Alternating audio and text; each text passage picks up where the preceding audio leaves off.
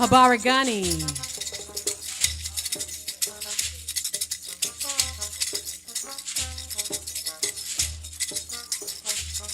Welcome, welcome everybody.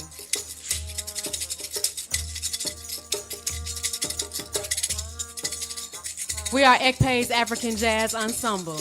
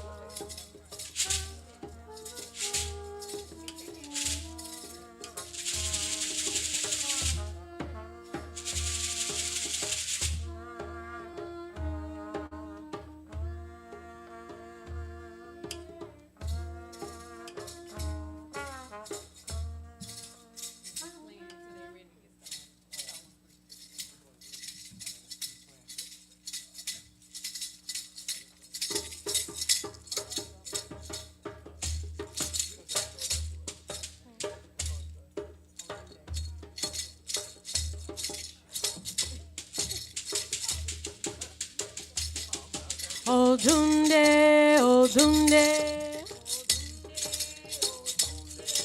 Odunde, Odunde, Odunde, Odunde, Odunde, Odunde.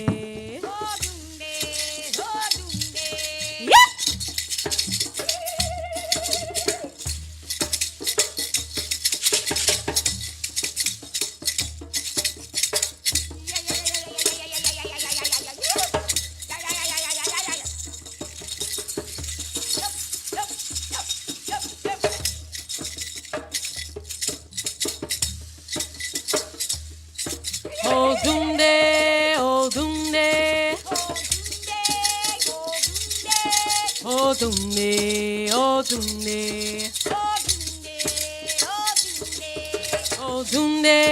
Odunde, Odunde, Odunde.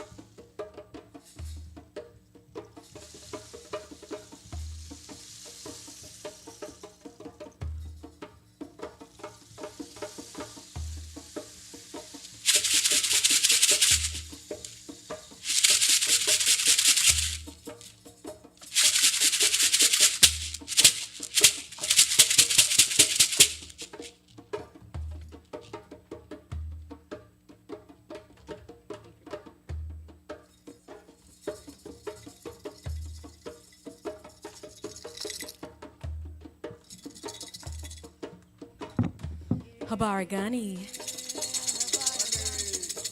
Happy New Year.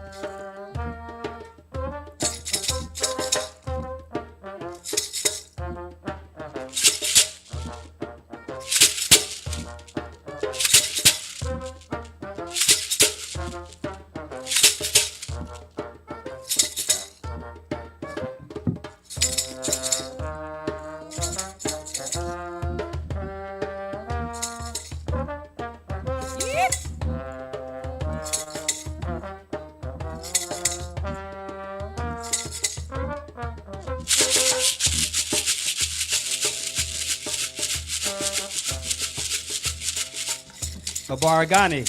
Imani. Habarigani. Imani. I would like permission from the eldest amongst us to speak. If you identify as in your 90s, please raise your hand.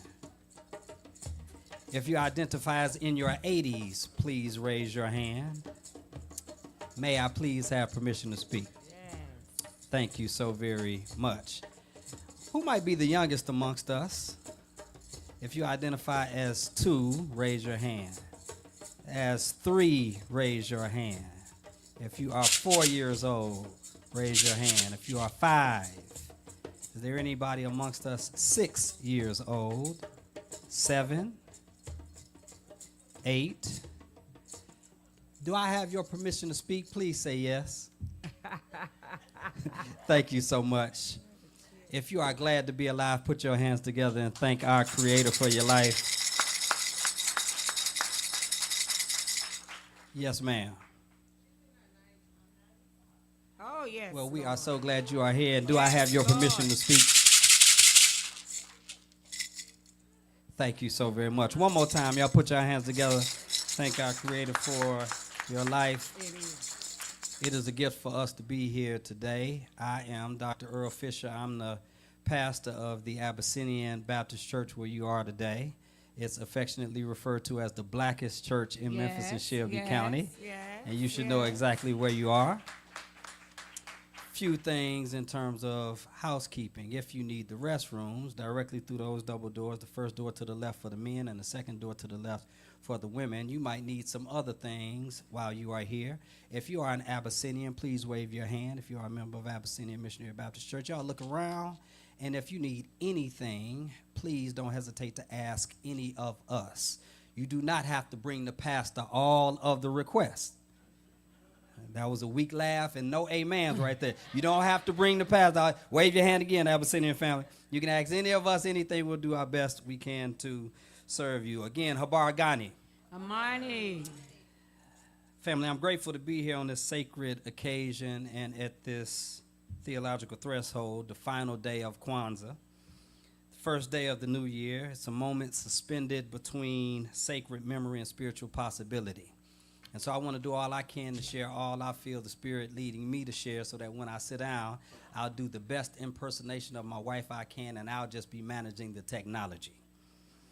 Imani, somebody say Imani. Imani. Imani teaches us that faith is not naivete. Faith is not denial, and faith is not wishful thinking. Faith is disciplined trust, rooted in struggle, sharpened by history, and carried forward through communal responsibility. So I want to lovingly trouble a couple of ideas that often surface in spaces like this. If this is your first time being here at the Blackest Church in Memphis and Shelby County, I want you to wave your hand. We are so glad that you are here. Thank you so much. Y'all give it up for them. If this is your first time here since last Kwanzaa, I want you to wave your hand. And y'all give it up for them. We are glad that they are here too. And so I'm especially talking to all of us. One of the things I want to spend some time troubling, and I'm sure it might even come up a little bit later today, but at least you won't be able to say that I did not say it, is that we often hear that Kwanzaa is not a religious observance. I understand that instinct. It comes from a desire to be inclusive and to avoid exclusion and to keep the door wide open. But when we do this, I need us to know that we also unintentionally surrender sacred ground that never belonged to white theology in the first place. Africana ways of knowing have never separated the spiritual from the cultural, the political, or the communal. Religion for us is not merely doctrine or denominationalism. Religion literally means to bind.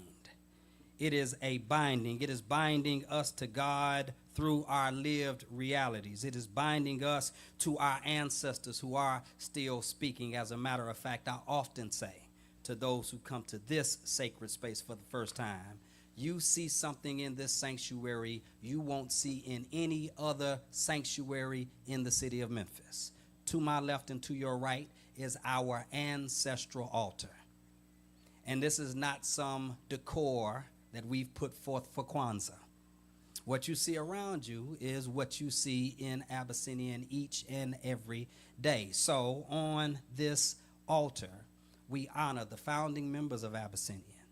We also honor those who are biologically tied to members of Abyssinian who are now in the ancestral realm. My beloved grandmother and grandfather are on this altar. My father-in-law is on this altar. We have Abyssinians who have their mothers and their children and their loved ones on this altar. But we also have spiritual siblings represented on this altar, people who we believe lived the type of life that we encourage all Abyssinians to live out. People like Ida B. Wells, people like Malcolm X. Yes, Malcolm X is on this ancestral altar in this black Christian church, Malcolm X. People like Jeramogi Abebe Ajaman or Reverend Albert Clegg. People like Nat Turner. This is the space where we are, and this is an unapologetically black and religious space. We talk about binding. We are bound to God and each other through our lived realities. We are bound to God and to our ancestors who are still speaking to us. We are bound to the future generations who are watching what we choose to build. Do not relinquish religion to whiteness. Kwanzaa did not, that's okay to clap. Y'all want to clap right there? You in safe space. We clap all the time at Abyssinian. Kwanzaa did not emerge from a vacuum. It emerged from black struggle, black imagination, and black longing for wholeness. It carries ritual. It carries reverence. It carries meaning shaped by people who know that survival itself is a theological and religious claim. Every New Year, some black church somewhere is going to say, you ought to thank God you still here. So when we say Kwanzaa is spiritually neutral, we don't make it safer. We actually make it thinner. We cede religious authority to systems that have never honored black life as sacred in the first place. We don't have to apologize for a black sacred and religious imagination. We don't have to dilute our theology to be legitimate. We don't have to pretend that faith did not carry us through chains and through Jim Crow. It was faith that has brought us through redlining and erasure, and faith has brought us safe thus far. Kwanzaa is religious because black life is religious, because survival is required, and faith also gives us language for survival. Because our God has always been encountered in our bodies and in our songs and in our resistance and in our communal care. The second thing that we often hear in these spaces is that we need to practice Kwanzaa 365. I know somebody's going to say that later on. And they right. To that I say yes. And we've said it several years since we've been in this space. And so let's be honest. Kwanzaa 365 is exactly what Abyssinian already is. How many people was that clapping?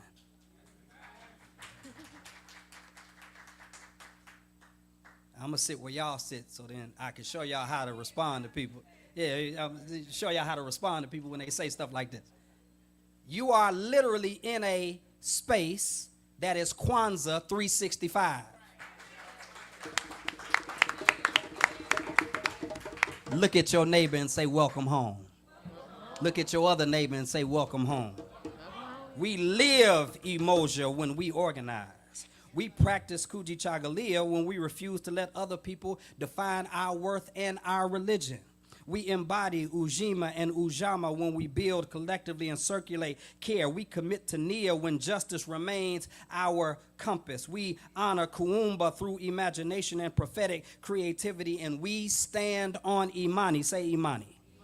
We especially do it when the work feels heavy and the future feels uncertain, because we know we need an ancestral anchor and that we stand on a faith-filled foundation. Welcome home. This is not seasonal work. This is daily work. This is political work. It's cultural work. It's spiritual work. And this is why today and this exact moment matters. Imani is not about optimism. It's about conviction. And it's the conviction that our people are worth our labor, that our children deserve inheritance, not just survival, and that Memphis can be transformed when institutions rooted in black faith refuse to shrink their vision. Welcome home. You always welcome at the Blackest Church in Memphis and Shelby County. You always welcome at Abyssinian. You don't have to wait until next Kwanzaa to come back. Matter of fact, I'm going to recruit some of y'all before y'all leave here today, because some of y'all need to be here, and you know you need to be here, so welcome home. So as we enter into this new year, I invite you not simply to celebrate Kwanzaa, but to embody it. Not to retreat from the sacred and the religious, but to help us reclaim it. Not to imagine faith as passive belief, but to acknowledge and affirm it as active responsibility. And I invite each of you to do it right here at Abyssinian. I'm going to be looking for y'all Sunday. I want all y'all who ain't got your own church to go to. That's most of y'all. Ooh, it's quiet in here now. Yep, most of y'all need to be right back here Sunday at 10 o'clock. Them some weak amens, Pastor Broderick. Or they need to go to the Common or to some church around. I'm going to promote them all. You need to go somewhere. Stop releasing your black religion to white theology. And stop letting them tell you where you should go and where you shouldn't go and how you should and shouldn't worship. Welcome home. And if you don't do it at Abyssinian, at least find you a black faith institution to do it every day, every week, and every month this year. So may we move into this year as grounded and unafraid and unapologetically black and faithful. And may Abyssinian continue to be the sanctuary where black faith is lived fully, publicly, and boldly. Ashe and amen. Here's what I want us to do. I want us to stand to our feet and honor and celebrate the president of the Mid-South Kwanzaa Incorporated as Brother O Super Moon and comes and gives us his words and prepares us for the African pledge. Y'all give it up for Brother O Super Moon as he comes.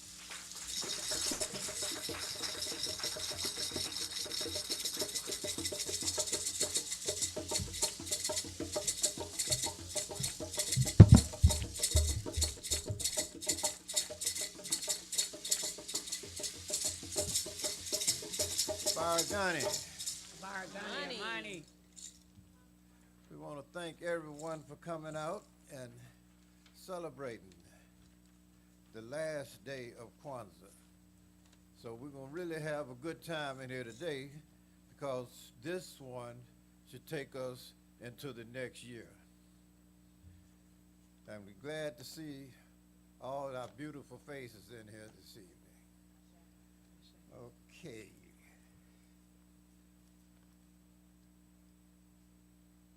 But I'm going to call Miss Fraction up, none of our board members. Oh, Brother Omar.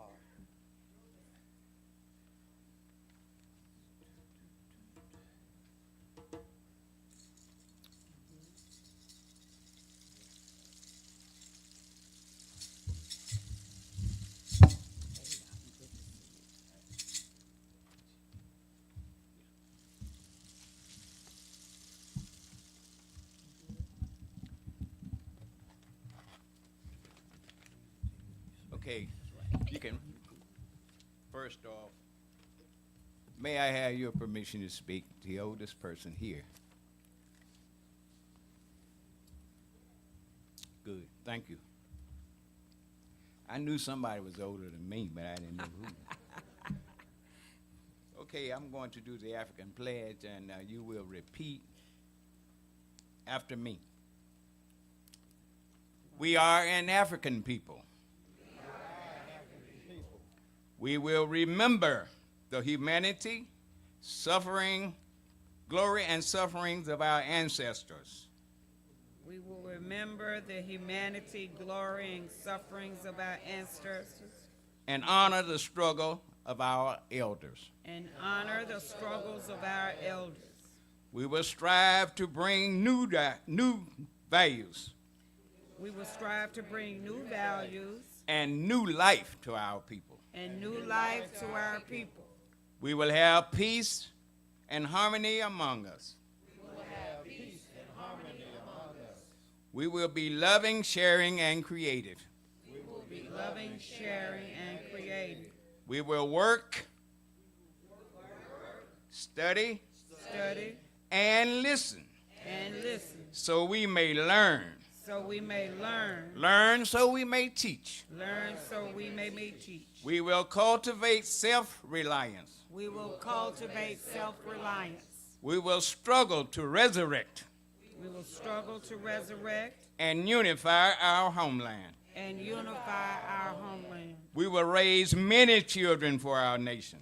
We will raise many children for our nation. We will have discipline, patience, devotion, and courage.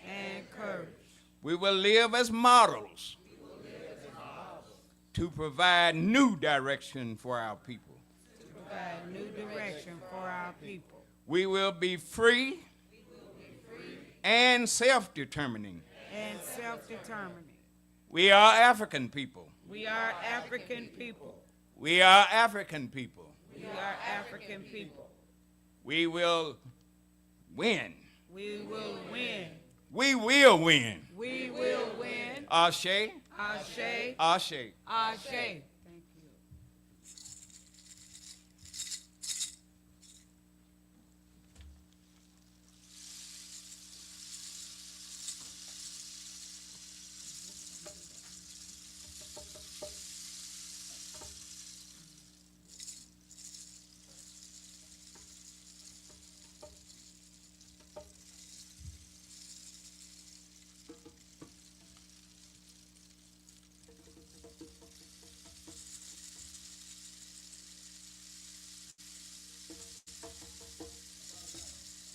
Imani.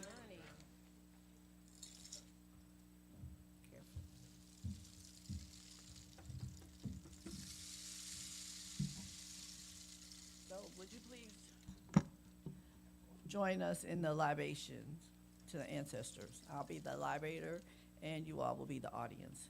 Follow in your programs. We will call upon our ancestors far and near, Father of our fathers, Mother of our mothers, to render mercy to bear witness to the liberation and victory of our people. forever We will call upon the spirit of our children and their children, to witness what we have done, and who we are, to learn strength from us, and truth from us, and be not afraid as we are not afraid. and to come forth. It is done. It is done. Ashe. Ashe.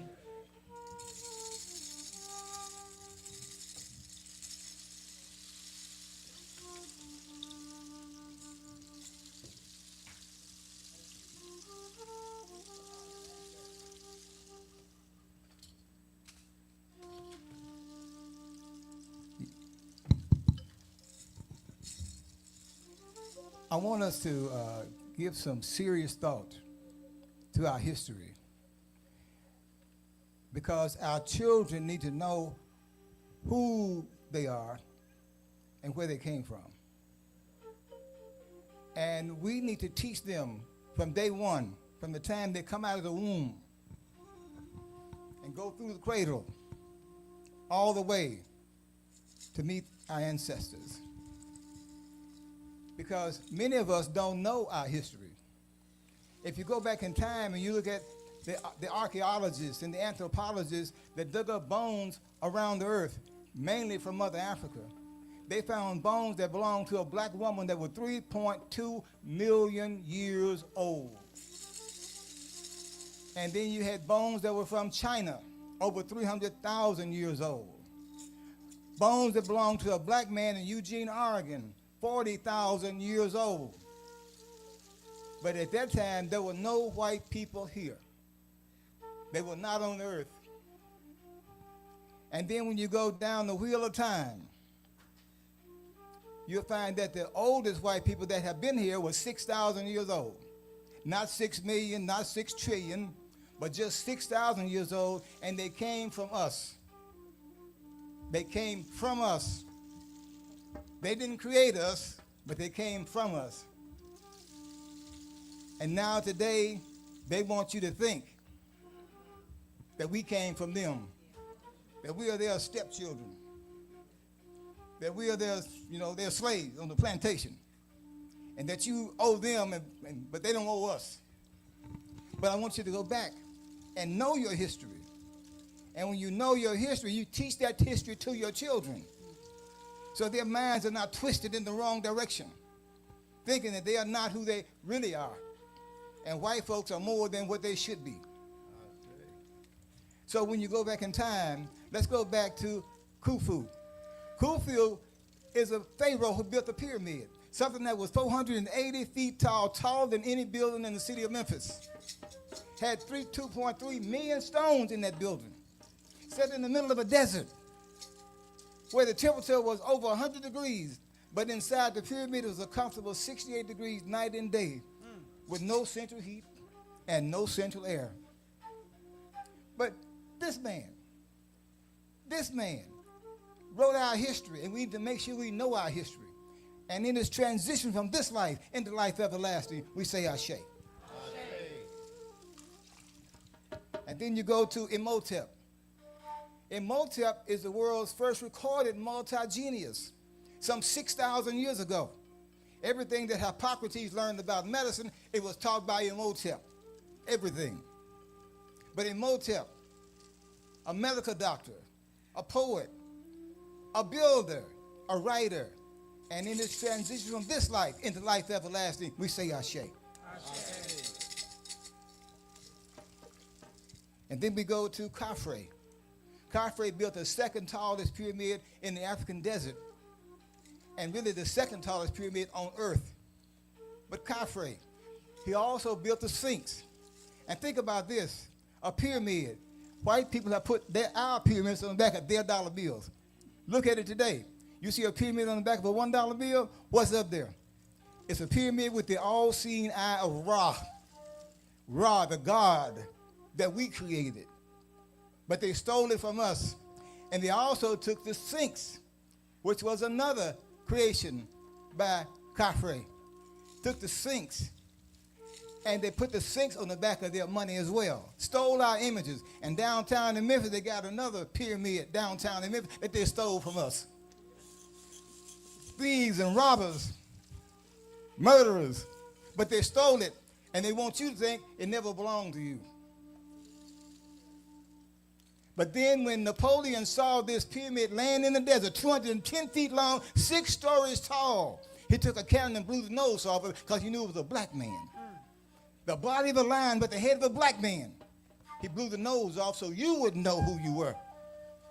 But in our transition, in his transition from this life into life everlasting, we say Ashe.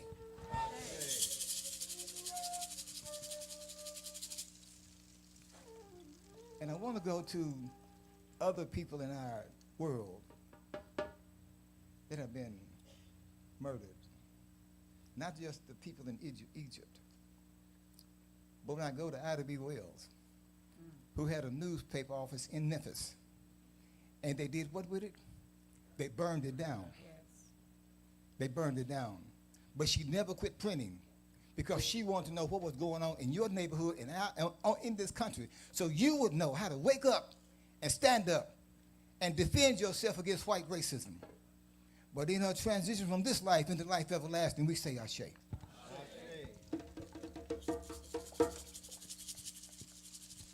And then we go to Dr. Martin Luther King. You remember Dr. Martin Luther King? Yes. This man did a poor people's campaign and a march right here in Memphis. And I remember when he was down marching downtown, and the FBI hired some people in the march to throw Molotov cocktails at stores in the march. Because I remember they coming to the Kwanzaa Center when me and Kaye was there and saying, yeah, they hired us to do that, but we know we shouldn't have done that, though. Right. Because that made it look like Dr. King was the one who was the perpetrator. But then when Dr. King came and stayed in Memphis at the Lorraine Motel, a Memphis police officer shot Dr. King in the neck. Shot him. They rushed him to St. Joseph Hospital. When they took him in the operating room, 2 FBI agents and the medical doctor, the surgeon, and some nurses, white and 1 black, were standing there waiting for them to come and operate on Dr. King. And these nurses heard these people, the FBI agents and the doctor, they heard them call Dr. King a nigger. They saw them spit in Dr. King's face. And they saw them put a pillow over Dr. King's face and smother him to death on the operating table. They weren't trying to save Dr. King. But in this transition from this life, at 39 years old, and this man was a soldier. I remember when he came from the airport in Ottawa-Nantanbu, Wisconsin, bringing him into Memphis, bringing him to her house. They had food to eat. She would always serve him a meal and help him get out there and do the protest march for the sanitation workers. But then they murdered him. And then they want to pretend like James Earl Ray was the killer. James Earl Ray went to prison and went to his grave telling them people he didn't kill nobody. But Dr. King, in his transition from this life into life everlasting, we say Ashe.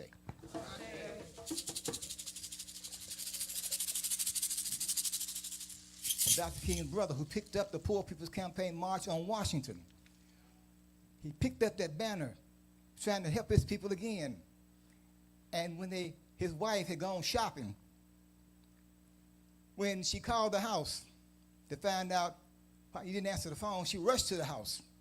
And when she got back to the house, she found her husband floating in the swimming pool in the backyard with his underwear on. This when she called the ambulance, she called the police.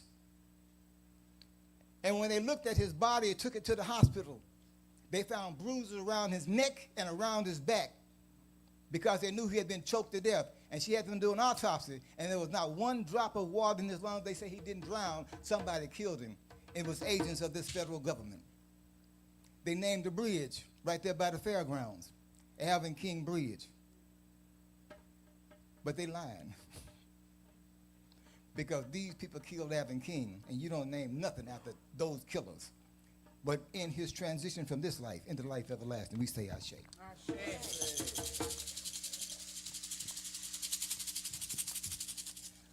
My brother Malcolm X. I didn't really know Malcolm until I was like 14, 15 years old. I used to take my radio and crawl into the bed and listen to Malcolm speak. But my brother Malcolm X was murdered. Murdered. He had gone to Egypt to do a speech.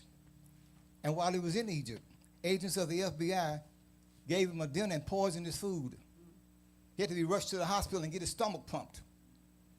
And when he was leaving Egypt in an airplane, about to go through France to come back to America, the French president, Charles de Gaulle, said, that plane can't land here because we don't want Malcolm's X blood spilled on French soil. So the plane had to go through Germany and then come back to America. But when he came back to America to speak at the Audubon Hall room, he was murdered, shot 23 times by agents of the federal government, undercover officers with the New York Police Department and the FBI. His wife and children were on the front row when they killed Malcolm X. How do you kill a man that's trying to save his people and represent his people? How do you do that? What crime did he commit to make them want to murder a man like that? Minister Malcolm X. But in this transition from this life, and the real sad part, is they blamed his death on 3 Muslims from the mosque, which eventually they released after 20 years of being in prison because they know they didn't kill Malcolm X. It gave them some millions of dollars for reparations because they didn't kill Malcolm X. They were killed by the police officers and the FBI. But in his transition from this life into life everlasting, we say Ashe. Ashe. And then we go to Dr. Betty Shabazz, the wife of Malcolm X. Dr. Betty Shabazz had her grandson living in the house with her, Dr. Betty Shabazz.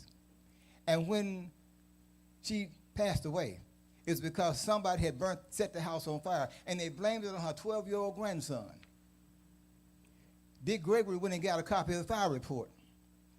And the fire report showed that it was not gasoline that burnt the house down. It was some kind of military incendiary device that they used to burn the house down, not her grandson at 12 years old. Right now, Benjamin Crump is suing the New York Police Department, the FBI, and the CIA for the murder of Malcolm X and the murder of Dr. Betty Shabazz.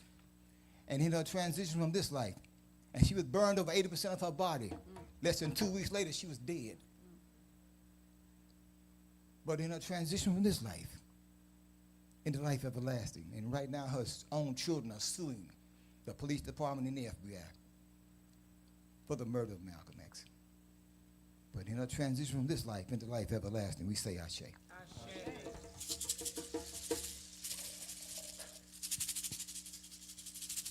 To my very good friend,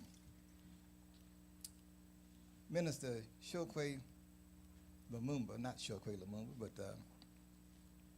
let's go back to Chokwe Lumumba. Chokwe Lumumba, also a victim of white supremacy and white racism. Always. And when you see his death, you understand who killed him. And in this transition from this life into life everlasting, we say Ashe.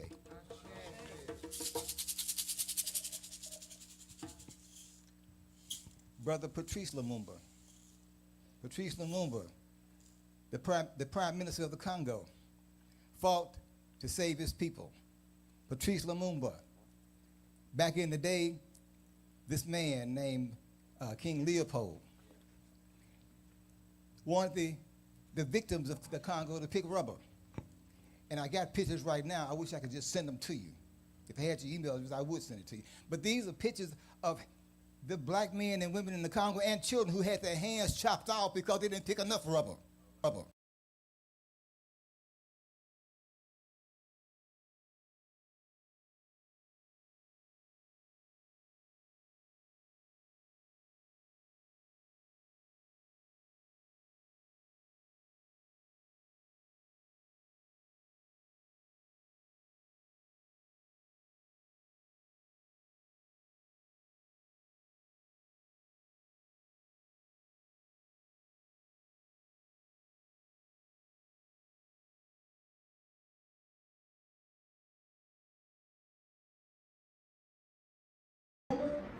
They murdered Patrice over there. They murdered him. And when they murdered him, after he had been in power around 6 or 7 months, they murdered him.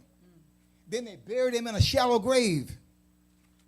And then later on, a few weeks later, the Belgian government and President Eisenhower sent agents over there to dig him up and take his body and melt it in acid. And the only thing they kept was his teeth in his mouth, and his wife sued the Belgian government to get his teeth back. But in his transition from this life into life everlasting, he was there to save his people. He gave his life for his people. He was a soldier on the battlefield for his people. But in his transition from this life into life everlasting, we say Ashe.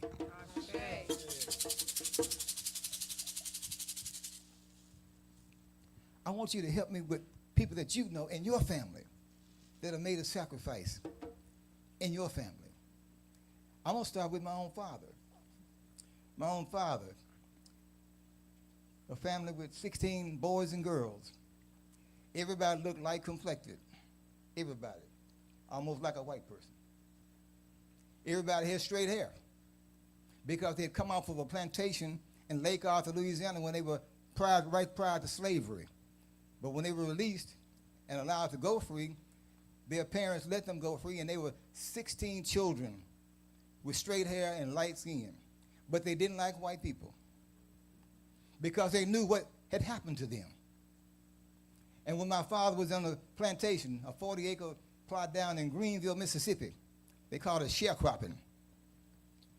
He was on the plantation. I wasn't here then. I was born in 47, but this is back in the 20s. When he was there on the plantation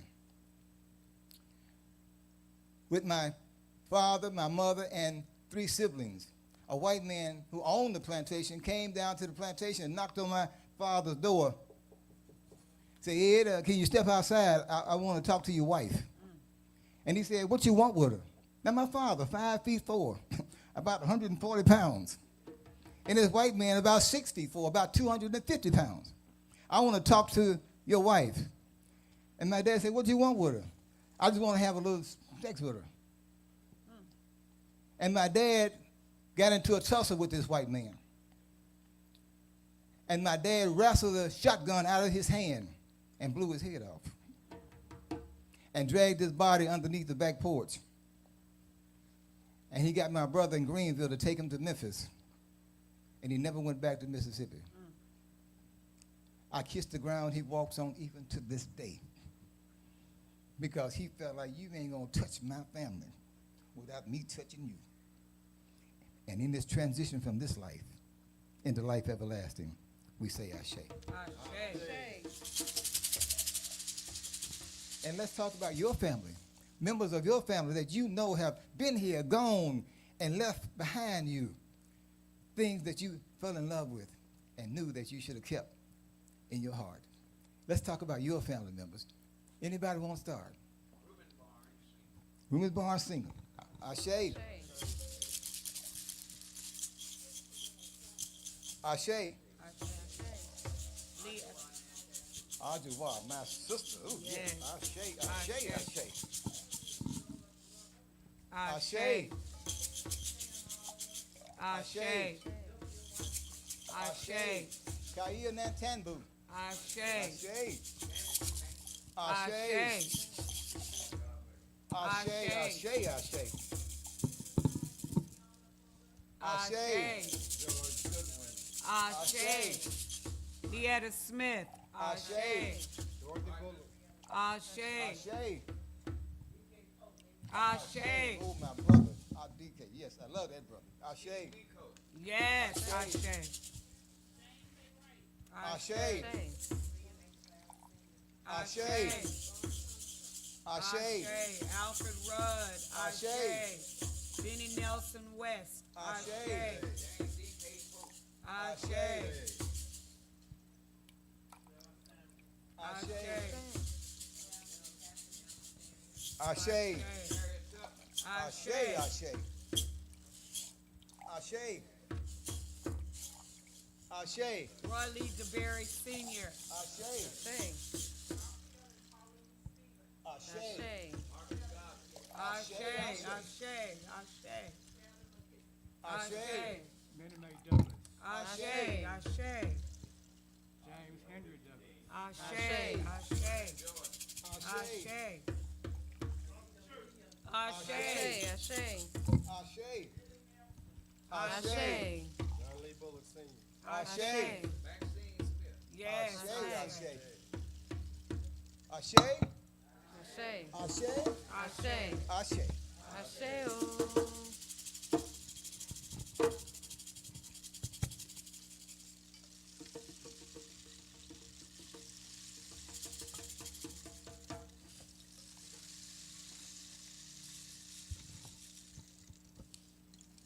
Abargani, Imani. Money. may I have permission to speak by the elder? Thank you. At this time, we would like to introduce, can you all hear? Our king and queen for this day, the last principle of Kwanzaa, Imani, which means faith. Could you please stand as we receive our king? At each celebration, we have a king and a queen. And we have a handsome king, Javante Porter. Javante C. Porter.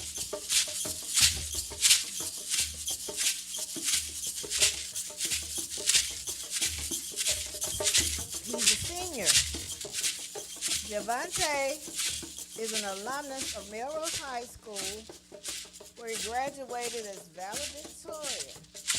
He received his Bachelor's of Arts in Political Science with a minor in Communication Studies from the University of Tennessee, Knoxville. Javante served as a legislative intern under the leadership of Senator Bob Corker. He began his career as a community development analyst for the city of Memphis. He served as the development officer of annual giving for Regional One Health. He currently serves as a director of community relations at Youth Villages. Javante is a pillar in the community and plays a pivotal role in supporting the mission of Memphis Alley.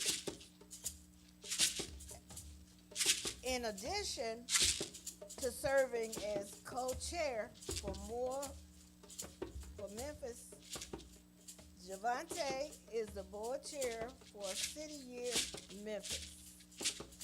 He was listed in Memphis Business Journal's top 40 under 40 in 2023 and Urban Elite's top 40 under 40 in 2024.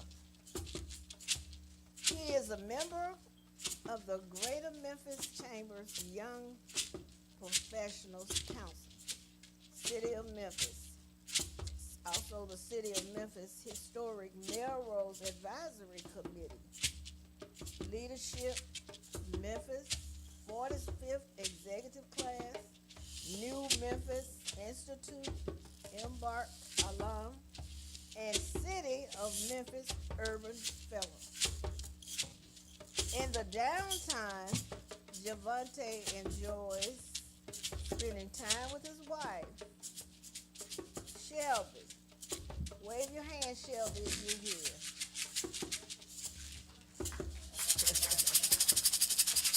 And children, Madison and Javante Jr. If you're here, we want to see you too. Oh, they're not here. Okay. Well, at this time, we want to bow to our king, Javante. Handsome young man.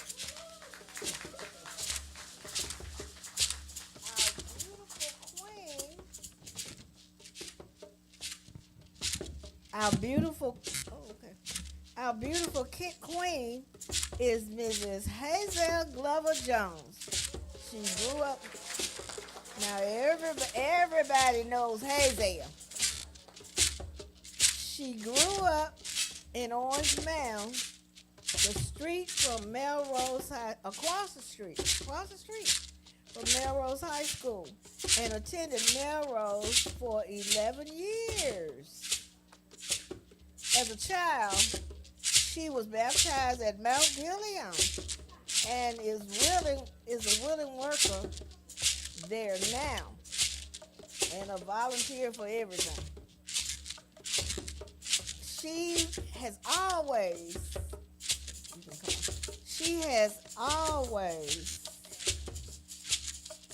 loved going to church, going to school, and being with family and friends in the Orange Mound community.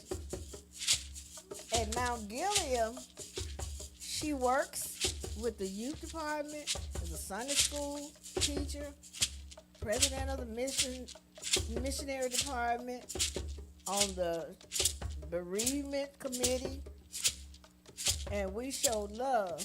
The bereavement committee showed love, and the Shows Love Ministry, chair of Mount Gilead Centennial Celebration, and was the first female chairperson of the trustee board.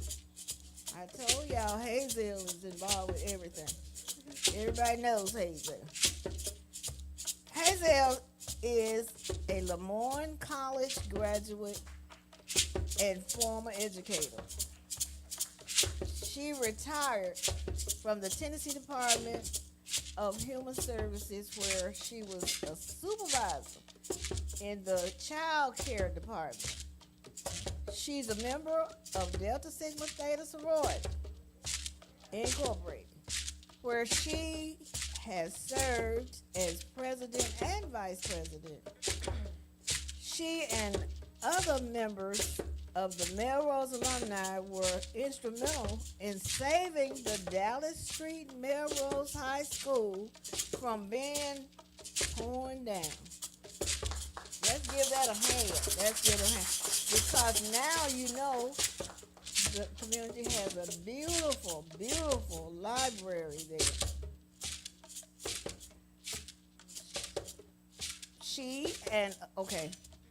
She works with the Orange Mound Heritage and Preservation Society and Orange Mound Art Council to improve the community.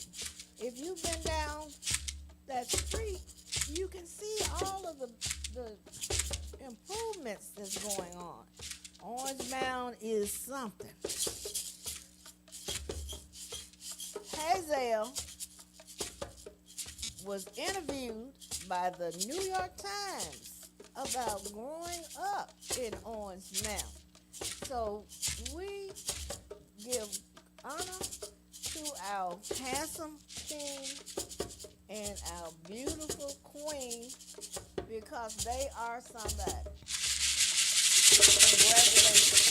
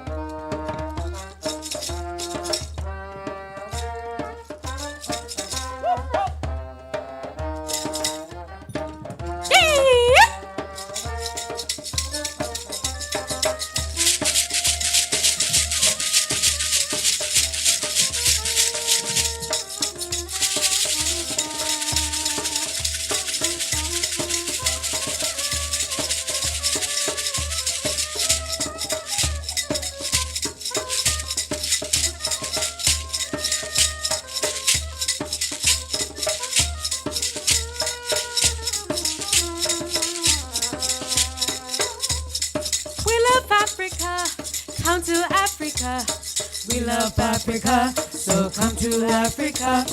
We love Africa, come to Africa. We love Africa, so come to Africa. We all come from Africa. We send love to Africa. We all come from Africa. We send love to Africa. Africa. Africa.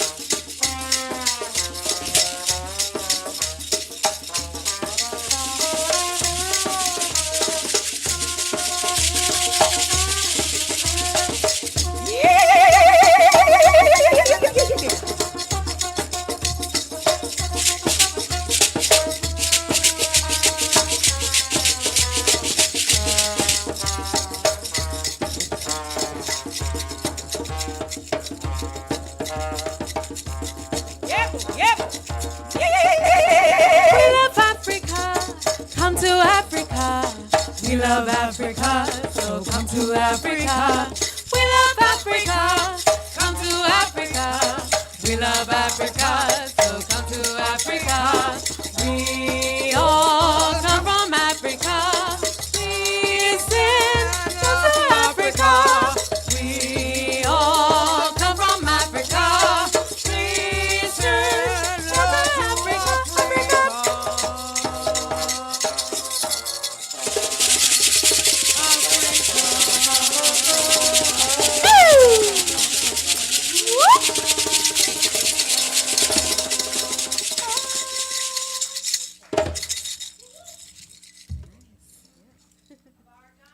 Imani. Imani. Faith. Faith.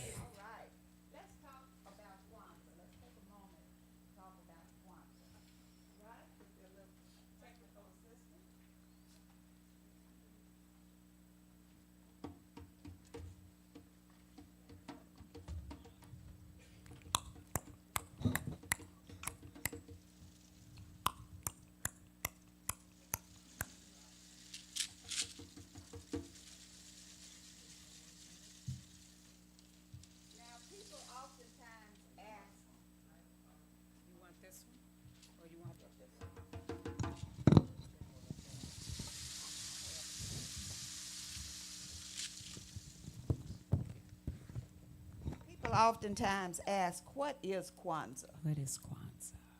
Essentially, Kwanzaa is all about us, African Americans, coming together to celebrate our culture, our individuality, our community. This is what Kwanzaa is all about, irregardless of your religious background, your economic background. It doesn't matter. We as a people, we African Americans, we come together and we feel good about us. Yes. You know, we feel there's so much negativity out there. Every day, murder here, assault there. But this is about celebrating us. We've done a lot, we're doing a lot, we will do a lot. All right, so let's look at Kwanzaa and how Kwanzaa participates. All right, now, for the most part, Kwanzaa is 7 days. Starts the day after Christmas. We don't want to interfere with Christmas. Christmas is fine. You want to celebrate it? Great, no problem. 7 days until today, January the 1st, we celebrate Kwanzaa. 7 principles. There are 7 basic core principles of Kwanzaa. You may go to an event, and if you see the red, black, and green, you might assume this is a Kwanzaa celebration. So we'll look at some of the symbols. See what else we have. Okay. There are 7 candles, as you see up front. 1 red, 1 black, 3 red, 3 green. We'll talk about those as well. And there are 7 principles. And when you, what's the principle for today? Imani, and what does it mean? Faith. Faith. There are 7 principles, and when you put them all together collectively, you call them the Nguzo Saba. That's the Nguzo Saba. You're talking about the principles of Kwanzaa. There is something else to note, though. In the word Kwanzaa, there are also 7 letters. So we're into the 7, I see. All right, let's move right along. Every celebration is different. There's not a mandate that each Kwanzaa celebration has to look like. But you want to start with a table, some type of table. And from there, you want to add some type of African cloth. All right? You move along from there. Let me just get in the center here. And this is the mat. Every Kwanzaa celebration should have a mat. Now, if you would, turn to your page in your program that has Happy Kwanzaa, because I want you to do this with me. See that? All right, now in Swahili, the mat is called the MKK. MKK. Say that. MKK. That's the mat. You're going to have a mat on your table. All right? The next thing you want on your table are crops. You know, in the African culture, at a certain time of the year, all of the crops, the fruits, the vegetables, there's a celebration. And oftentimes when we refer to Kwanzaa, we talk about the first fruits. So on your Kwanzaa table, should you do one at home, you want to have some fruit, crops of your choice. You also want to have corn. Now the corn represents the children. In fact, in the African pledge, it said, we will have many children. You can have one little peg or seed of corn, and it will produce a lot. So when the children represent the hope, the future, where we're going. Okay? And how do we pronounce that? Can you see that? Muhindi. Say Muhindi. Muhindi. Muhindi. That's the corn. All right. Moving right along. We talk about the candles, but we have to have a candle holder. And the candle holder is called the kanara. Say that, kanara. Kanara. That's the candle holder. All right. Okay. We're moving as we should. Now we will look at the principles or the candles. And the 7 candles, when you put them all together, they are called the Mishuma. Say that, Mishuma. All right, these are the 7 candles, and we'll look at each one because each one represents a principle. So let's get started. On day 1, we light the black candle. The black candle, of course, stands for us, the people. Now, on your page that you have, what's the principle for day 1? And what does it mean? Umoja, unity. That's day 1. We light that on day 1. All right, let's look at day 2.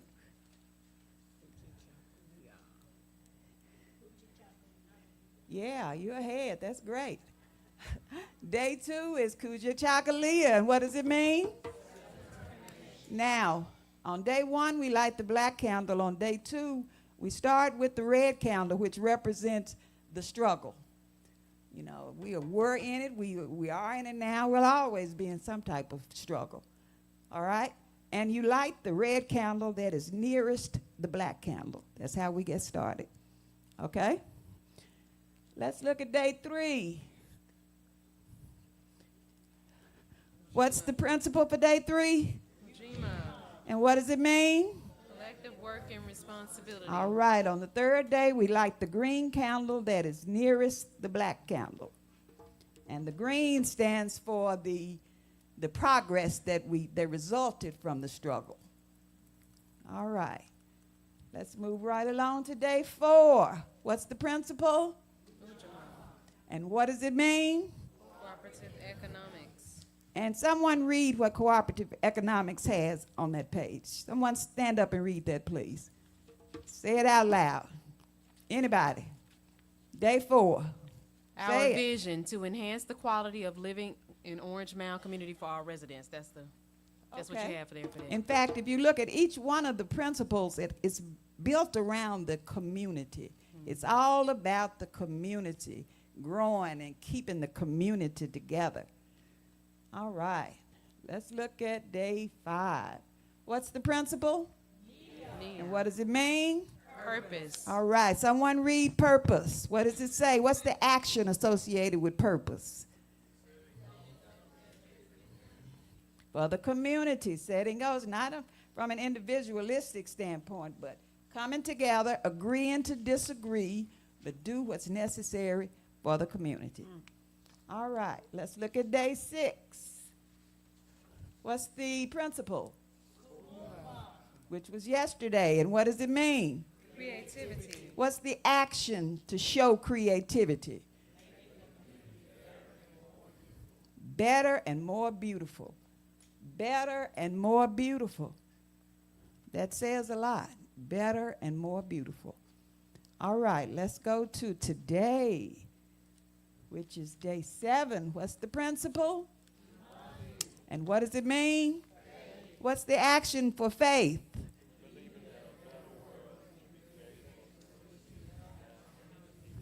All right, a better world. We can do that. We can get together and do that. There's more. Somewhere. Did you see that? All right, thank you. Now, when you we looked at the principles individually, but when you put them all together, the principles, they are called the Nguzo Saba. Say that, Nguzo Saba. When you say that, you're talking about the 7 principles of Kwanzaa. All right. All right, now you can add lots of other things to your table. Great. You want to do that. But another thing you need to add and have is the unity cup. You know, we are all about, it's all about unity anyway. So let's pronounce that. That's Kikamba Cha Emoja. And of course, emoja means unity anyway. So that's the unity cup. All right, and there's one other thing we want to have, are gifts. And the gifts are for the children. You know, we talked about the children a moment or two ago. And all that we do, it shouldn't be left with us anyway. We need to pass it on. We need to share it. So on the last day, you want to celebrate with the children and have gifts for the children. And we will do that shortly. So when you look at a Kwanzaa table and you see all of the candles lit, you are saying that we are African people and that we are striving to live our best life. Yes. All right, and at this time, we'd like for all of our children to come up.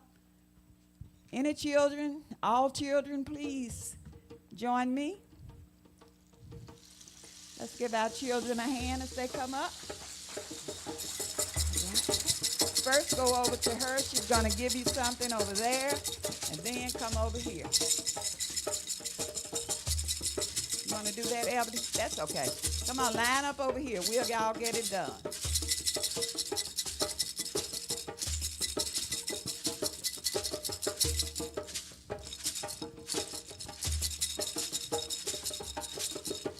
Go all the way to the end.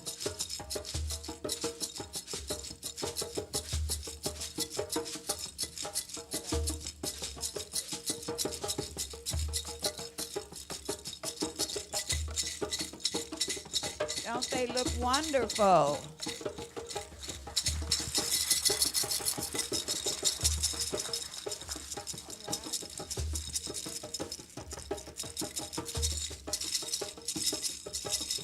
Are there any more children in the house?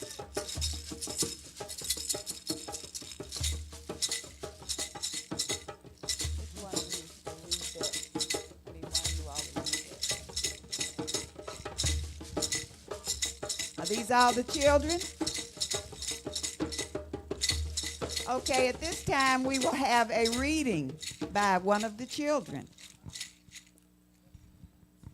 Habari Gani. Imani. My name is Camille Dorsey. I will read Hey Black Child by Maya Angelou. Hey Black Child, do you know who you are? Who you really are? Do you know you can be what you want to be if you try to be what you can be? Hey Black Child, do you know where you're going? Where you're really going? Do you know that you can learn what you want to learn if you try to learn what you can learn? Hey Black Child, do you know you are really strong? I mean really strong. Do you know that you can do what you want to do if you try to do what you can do? Yes. Hey Black Child, Hey. be what you can be. Yes. Learn what you must learn. Do what you can do, and tomorrow your nation will be what you want it to be. I say. Thank you, thank you. And we have something for each of you. Before you go to your seat, just go right over there and get you a gift bag, all right? Let's give our children another hand. Thank you. Yes.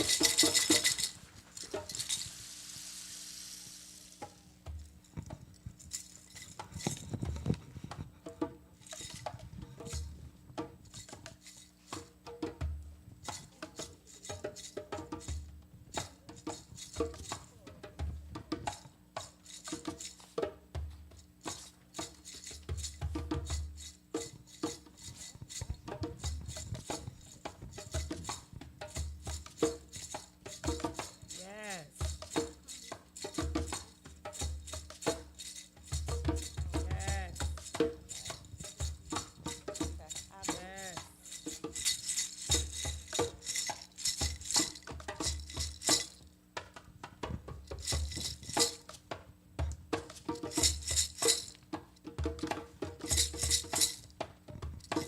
At this time, I will introduce our speaker. She is a community activist, a children and elder advocate, and a public servant. She holds an associate's degree in nursing, a bachelor's degree in community health education, 2 master's degrees in gerontology and public health administration psychology, and a PhD in public health administration. She has had an extensive career in nursing, health, care management, and education. At the age of 28, she was the youngest dean in the state of Tennessee, for which she was recognized by Governor Ned McWhorter and received a presidential award from Bill Clinton. She has received over 5,000 honorary certificates, proclamations, community awards, and keys to several towns and cities.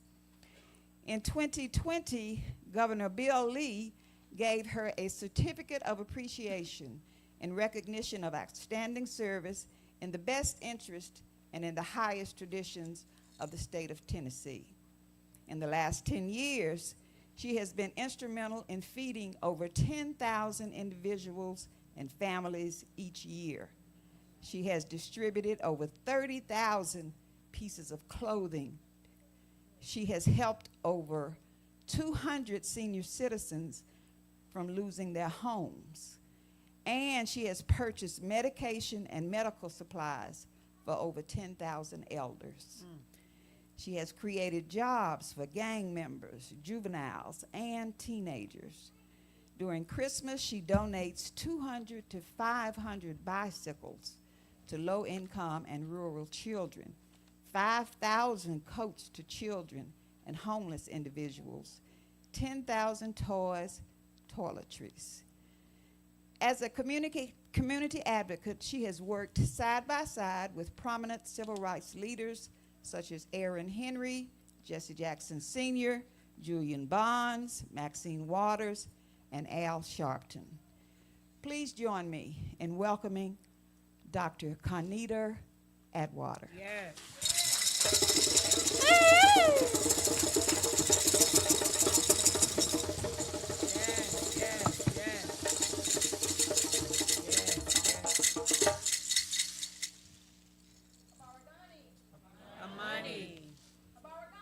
Imani. Imani.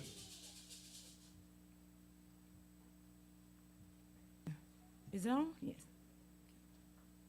Again, my name is Dr. Conita Atwater, and it's a great, I'm elated to be here today.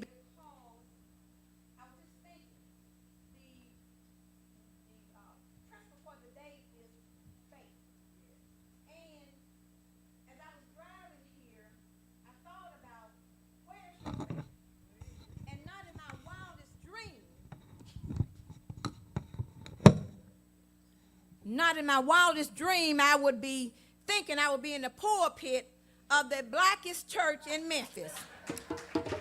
God is good. I stretch my hands out to thee. Not even my own pastor would take that chance on putting me in the pulpit. So I'm grateful today for being here. Now, my presentation today, I'm going to wake you all up because we act like we in church. I know we're in church. But we are call and response people. And so we need to be more active in Kwanzaa. Okay? So we're not dead people. And we're not going to let anyone stagnate us. That's right. We have to be authentic and real about what we're doing. That's right. And so today I want to bring to you real and raw. I know you all been very elitists in here today and trying to act prime and proper and trying with your African attire on. But who are we?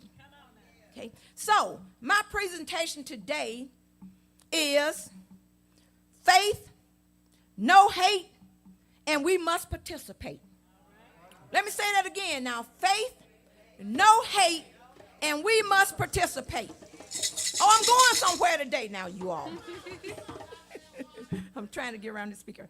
Okay, who are we? Where have we been? Where are we going? And are we truly afraid to die by any means necessary? Do we have faith of our ancestors, or are we faking it to make it? Okay, we do a lot of grandstanding, but we're going to have to pay attention in this critical time. So again, my presentation is faith, no hate, and we must participate. Yes. So our principle today is Imani. And Imani talks about to believe with all your hearts in our people and the righteousness and victory of our struggle. And so now I want to divide us up because, we are unique people.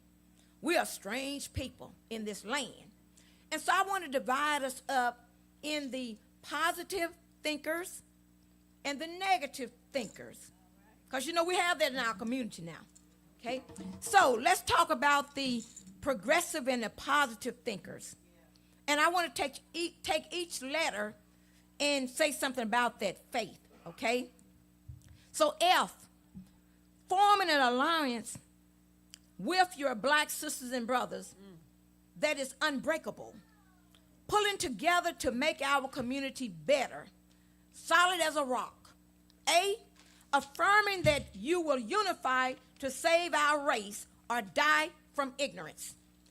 I, institute and recruit a new nation of positive black people, thus promoting self-sustaining black communities. Stop waiting on other people to come to save us. They're not coming. And it's called genocide. T, thrive toward a real sense of urgency before we are people that will die out. H, harvest and kindle love, respect, and kindness to your black brothers and sisters unconditionally. We have to rid that Willie Lynch syndrome. Now, you all know what wilderness syndrome is about, right? Okay. The negative black thinker. F, faithfully participate in the death and demise of our own black brothers and sisters. A, actively undermine your sisters and brothers, sustaining the new Jim Crow. I, intentionally sabotaging the black community by joining other folks who care nothing about us, fighting against the self-sustaining and unification of our people by any means necessary. T, tearing down black folks and never wanting to abolish the old house Negro mindset. You are not niggers. You are a Nefertiti or a Kina. H, harboring the mindset that the white man will always be your master and using every dying effort to fight against letting my people go. These are the people that remind us every day that, white folks ain't bad. And that's okay. Kwanzaa is not about white folks. Kwanzaa is about us. So let me frame this thing up here. Let me frame our black community today. In our black community, we have Keishas and Junebugs and Christians and Muslims, crackheads and pimps, prostitutes, Mac daddies, side chicks, jackleg preachers, honorable preachers, motherboard, hustlers, man, big mamas, pawpaws, cat daddies, hoochie mamas, begging aunties, womanizing uncles, drug pushers, three-card molly man, the candy lady, hoochie coochie man, and all in between. See, you must know, everybody. See, you must know we are unique in our cultural history. But we still must be our brothers and sisters' keeper. So now we celebrate Kwanzaa another year. Where's your faith? So let me give you some examples here. When you are living a life to go along to get along, where's your faith? The faith that our ancestors used to have. The faith that came out the bellies and the souls of our ancestors. When you are living life thinking that everything is free, and the master has to show you that he can take your SNAP, your WIC, your Medicaid, increase your property taxes, increase your utilities, gentrify your neighborhood, and expose you to toxins. And you sit there like modern day slaves. Where's your faith? But what are we dying for if we're not living to fight against injustice? When will you participate? When you take our votes and then create genocide on black folks, even the ones that look like us. Where's your faith? When are you going to participate? I used to hear this saying years ago, that the revolution will not be televised. Some of our black folks have sold out. Some of our politicians have sold out. And some of our black preachers have sold out.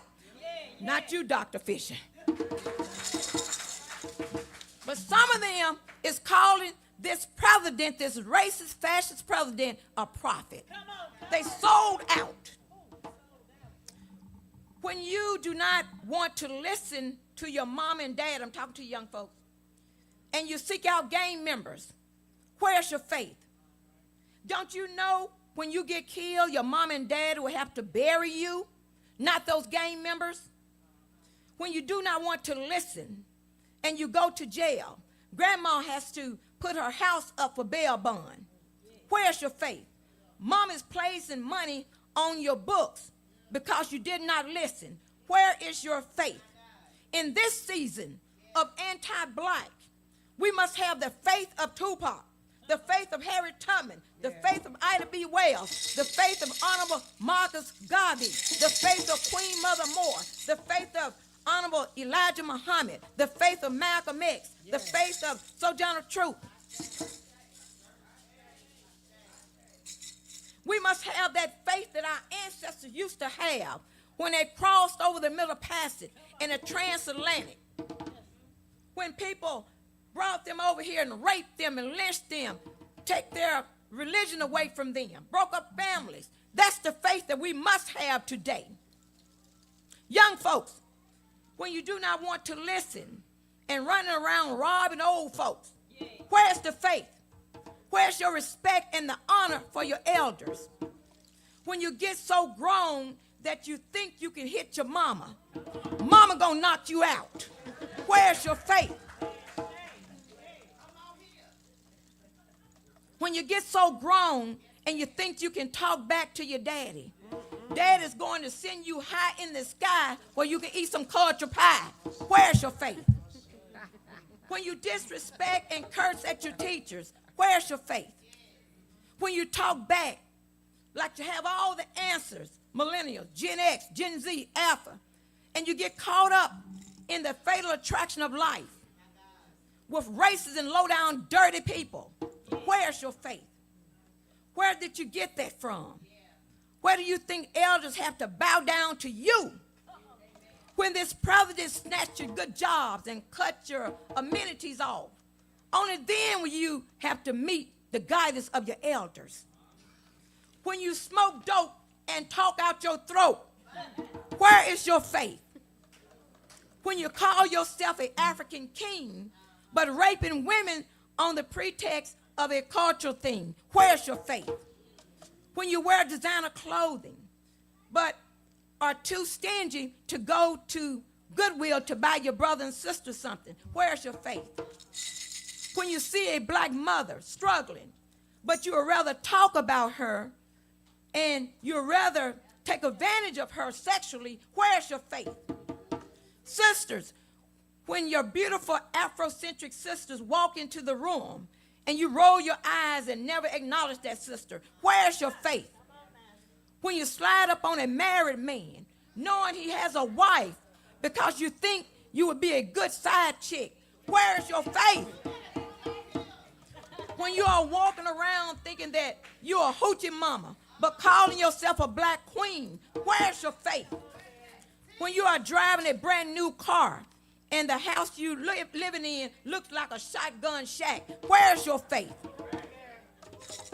When you're walking around with a roll of $100 bills and the roll of paper towels in the middle of those $100 bills, where's your faith? See, you have to be black to know what I'm talking about. Okay? When you kill your own people like slaughtered dogs in the night, but are afraid to fight the ones who have committed black holocaust on you, where's the faith? When you are in church with the Bible in one hand and a pint of liquor around your ankle, where's the faith? When you are taking medication just to stay alive, but you do not want to eat right, where's your faith? We are spiritual people. Where's your faith? When you will not speak to, thank you, sister. When you will not speak to or love your own black sisters and brothers in your neighborhood, but you love a God that you never seen, what is your faith? When your pastor tells you to love a racist, demonic president that hates you, where's your faith? When you wear African garments and you have your African names, but still behave like cultural heathens, where is your faith? When you know the Kwanzaa principles, but still refuse to live them 365 days, where is your faith? So let us break this thing down. Where's your faith?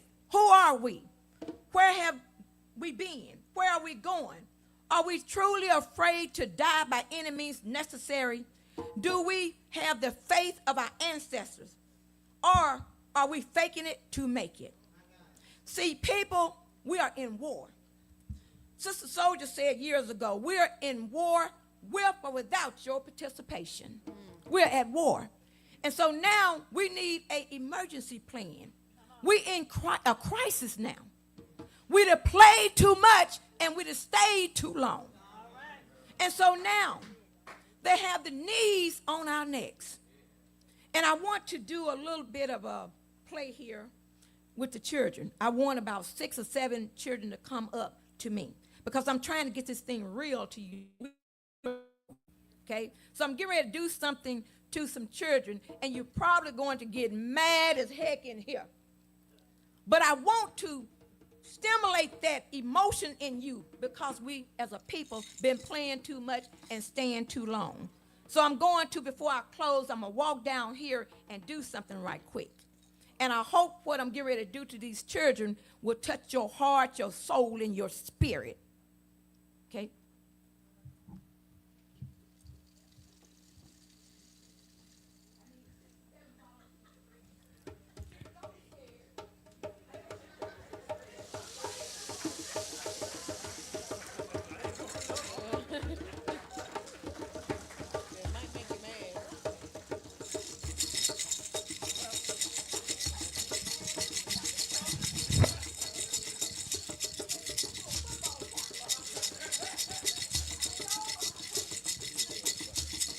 All right, where that young baby at?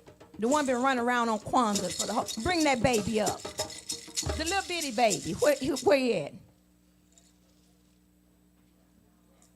Come on, baby. He bold.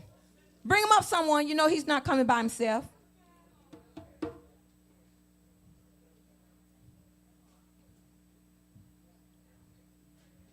Come on, you all. Come on up. Oh, that's the one I want. Come on, look at that. Oh, look at him. Just as cute as he can be. Look at him. Come on up, baby. All righty. Okay, turn around here, baby. Turn all the way around.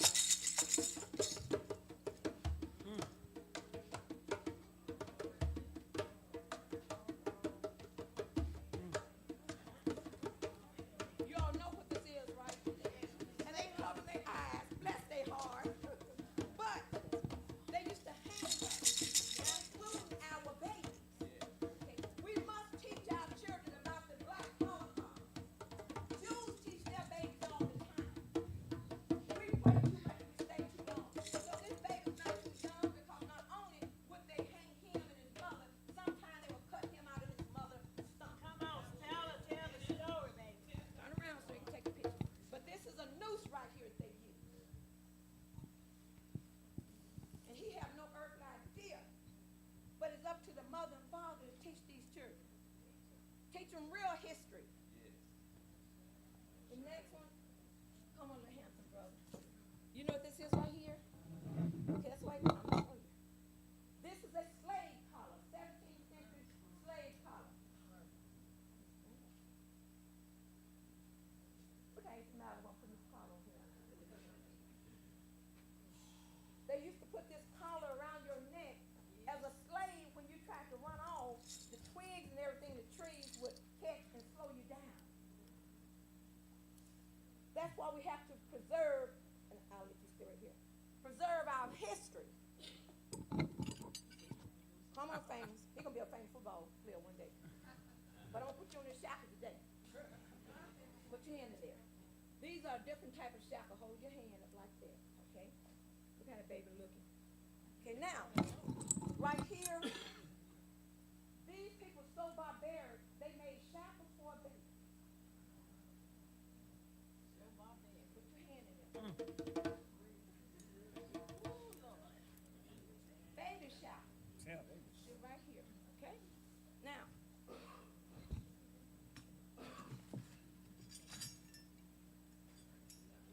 here you go. You my property today. Come on up.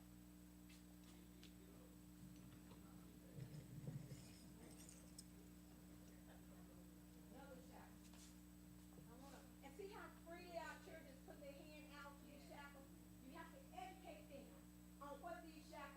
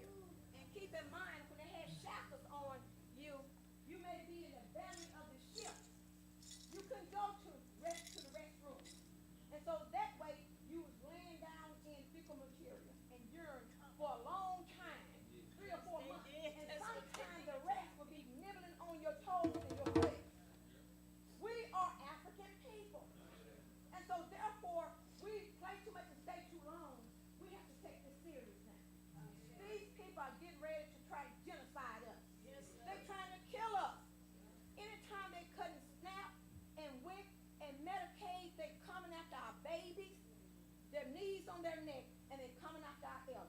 Are you all ready to participate? Yes, Are you yes. ready to fight? Yes. Ashe.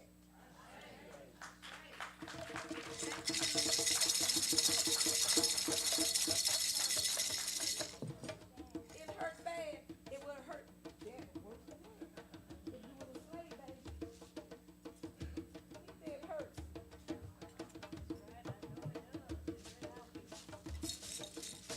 That's what, baby. Let us never forget.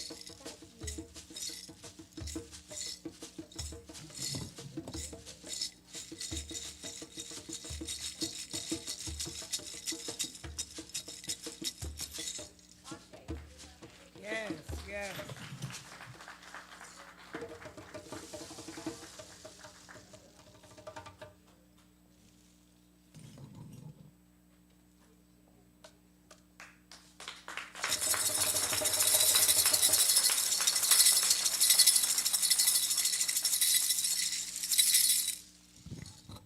All right, this is the moment that many of you have been waiting for. Orange Mound is in the house. If you're from Orange Mound, raise your hand.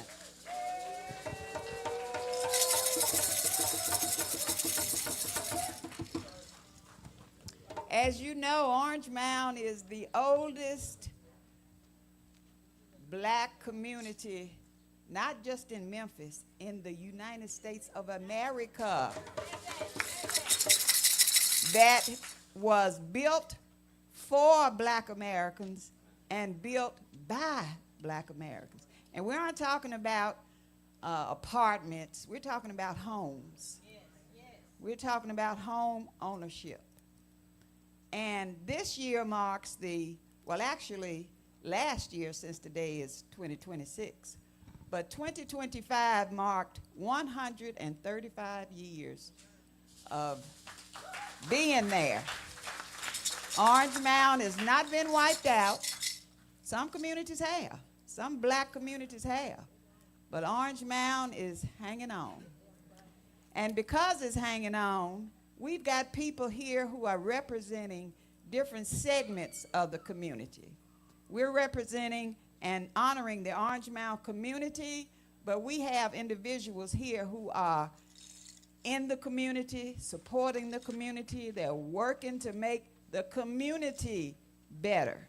They're working to keep it together so that no one takes it away. So let's recognize a few of these. And we're doing this according to the principles. Now, the first honoree is not with us today.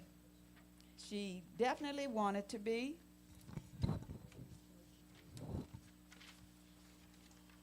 Thank you.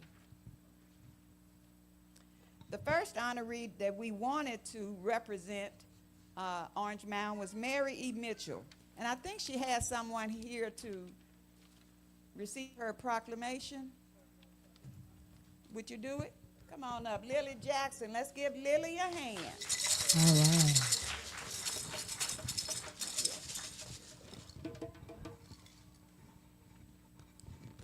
Get a little assistance here. Give you those. The first one should be from Lily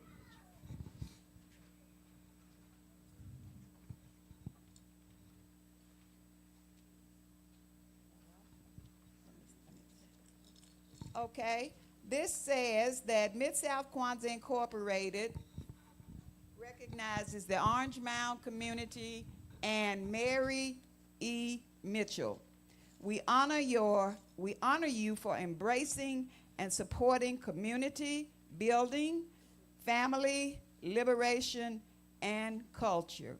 We are an African people. This is dated January the 1st, 2026. Yes. Let's give Mary Mitchell a hand. All right. Accepting on her behalf is Lily Jackson, who will be coming back up shortly herself. Thank you. All right, next we have, when you talk about Orange Mound, you also talk about Melrose High School. I mean, they're actually synonymous. They're pretty basically the same.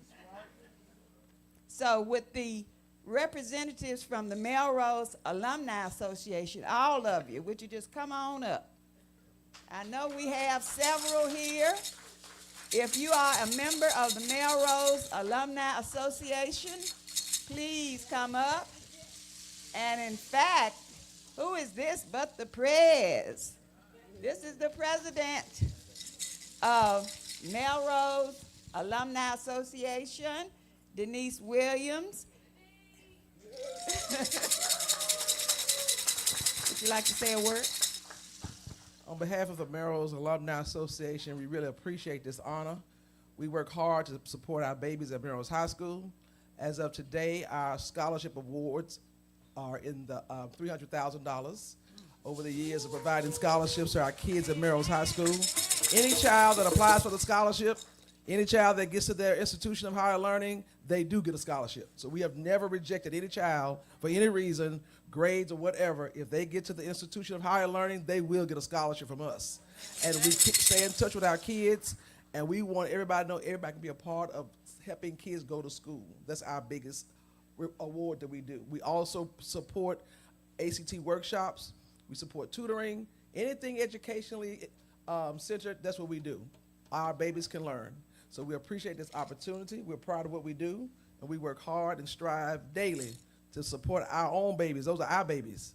Those are our babies. They look like us. They came from us. Those are our babies. So it's not hard for us to do this. We have other chapters that have been involved, so we really appreciate this honor because it's very important to us to let people know that our kids, we can help our own kids. We can take care of our own kids. So we really appreciate it. Thank you. Right. Give the Alumni Association a hand. Thank you, thank you, thank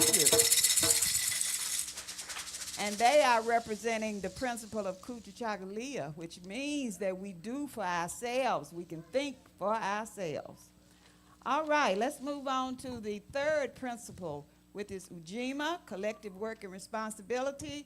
And here we have, let's give a hand to Miss Algina Jackson. Now, I know some of you have heard about and are familiar with the Southern Heritage Classic that comes to Memphis every year. Has been doing that. And they have a parade that comes through Orange Mound every year. Well, this is the point person for that parade. She and her team have made it possible for the parade to just go right down Park Avenue with hundreds and hundreds of people and hundreds of people watching as well. She's also the owner of Melrose Place. So if you want any type of Melrose paraphernalia, she has a store, has had it for years to support the community, to support the school. All right? This year, one of our honorees for our parade was the Princess of Ghana, Princess Juliana. Next year, we're planning to have one of Malcolm X's children. So hopefully we'll be able to pull that off, and we have to have a lot of safety and security with that. So we're working on that, and hopefully we will have her next year for our, well, actually it's 26 for our parade as our honoree. Thank you, and I really appreciate the support that I get from the community. Thank you.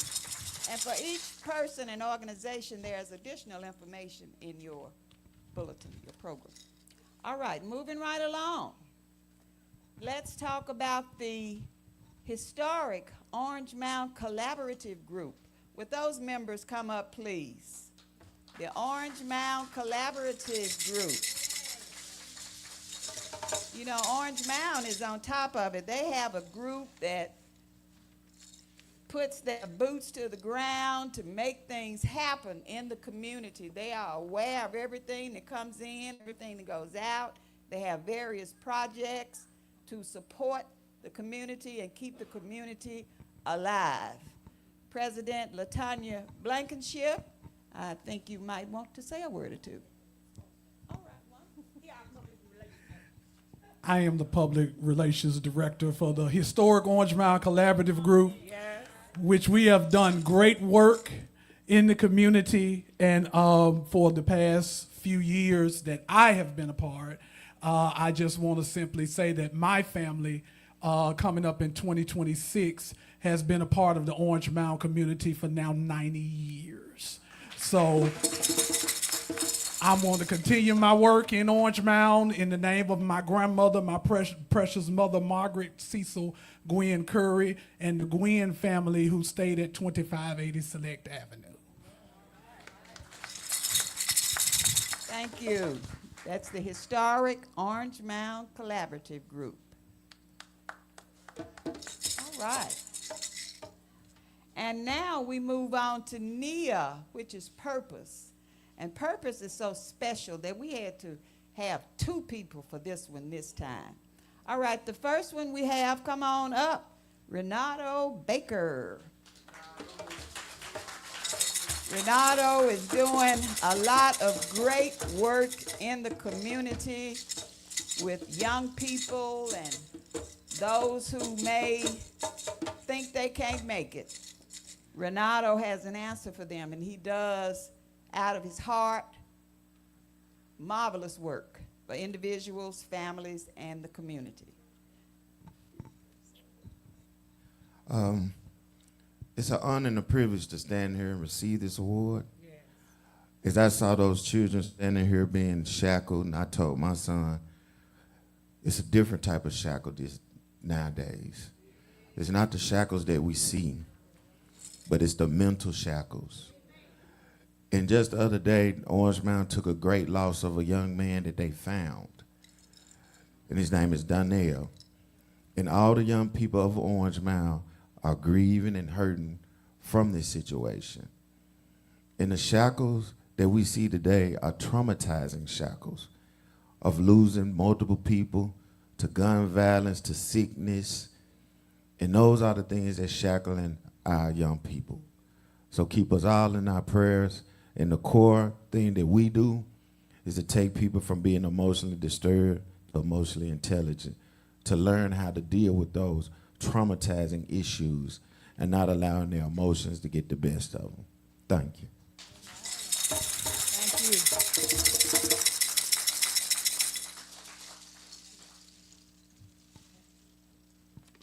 All right.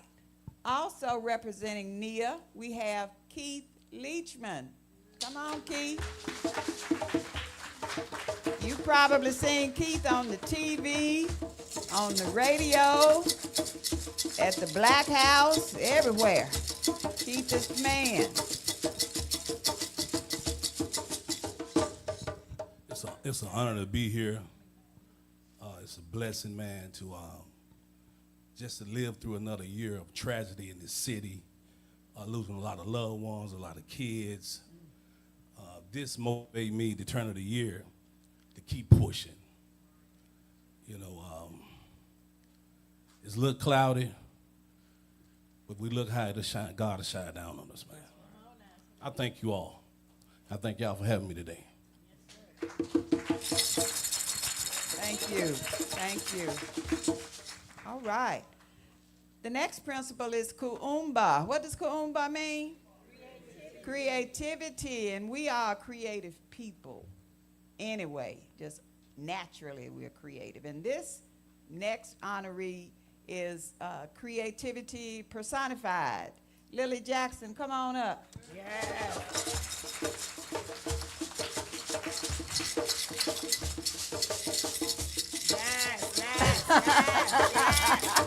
All right. See what I'm talking about? Hey. All right, all right. Lily does a lot of work in a lot of areas for a lot of people, not just in Orange Mound, but across the city and out of the state as well. She is a member of the Arts Council. In fact, she runs, literally, the Arts Council, and she just does too much for me to say. So let's hear a word from Lily Jackson. Thank you so much for this opportunity and this honor. Because I don't work for honor. I don't work for attention. I usually try to stay in the background, if at all possible.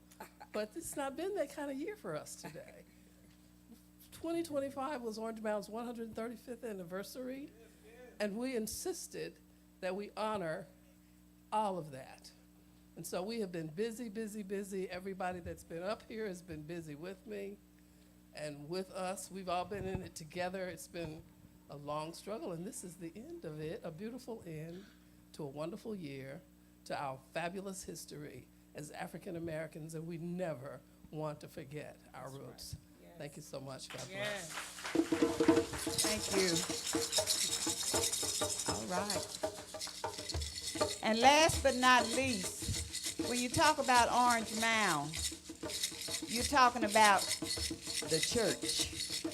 Orange Mound may have about 1,000 churches. You know, it looks like it's a church on every corner. And back in the day when the neighborhood had problems, they didn't go to the board or what, they went to a church.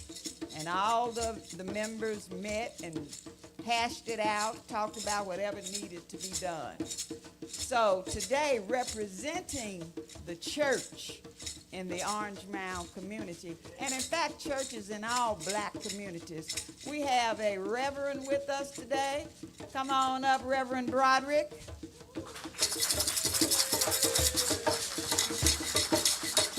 All right, all right.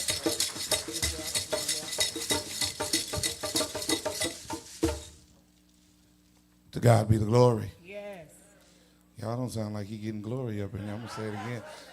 Y'all know it's bad when they make the preacher the last person. So I'm going to try it again. To God be the glory for all that he has done. Amen. It is indeed an honor for me to represent the churches of Orange Mound. I am the pastor, the proud pastor of the Common Memphis. We stand on the backs of our legendary churches of Orange Mound, Mount Pisgah, Mount Moriah, who came before us. We are a young church, just celebrated 8 years in 2025. In that 8 years, though, God has allowed us to collaborate with great people that you see that came forward. We have been blessed with opportunity of setting up classrooms in Melrose High School, feeding and assisting with the athletic program. But most of all, we have been the bridge for the Orange Mound community to the way. And see, before the black church got a building, before it got a statement of faith, it had community. And it was in that community that we didn't sugarcoat. We talked about the way. And so it is my honor to be a representative for the way. And if you didn't know his name is Jesus. Y'all be blessed. Thank you, thank you. Okay, still on Orange Mound, we have comments, short 2-minute comments from some individuals. Let's see, is Commissioner Thornton with us? Where is she? Oh, here she is. Let's give her a hand. All right. Commissioner Brittany Thornton, taking care of Orange Mound. Thank you, everybody. Thank you so much to all the organizers, Pastor Fisher, for opening up Abyssinia. It's so nice to just have this physical space for us to be able to gather. When I walked in, I said, woo, all of Orange Mound is in here. So shout out to just Orange Mound and Whitehaven. If y'all know anything about where we are, Javante, in this time, my king, in this time of the 2026 year, we're approaching voting. And so when I think about the power of Whitehaven being the highest turnout community in the city for black folks, and y'all clap that up because Whitehaven is the place to be, and then Orange Mound being such a cultural epicenter of being the oldest black community in the city of Memphis. Like, it's so powerful to see Orange Mound and Whitehaven together. I see Reverend Fisher over here shaking his hands, but we all know what it is. I'm reinforced today, Pastor Fisher.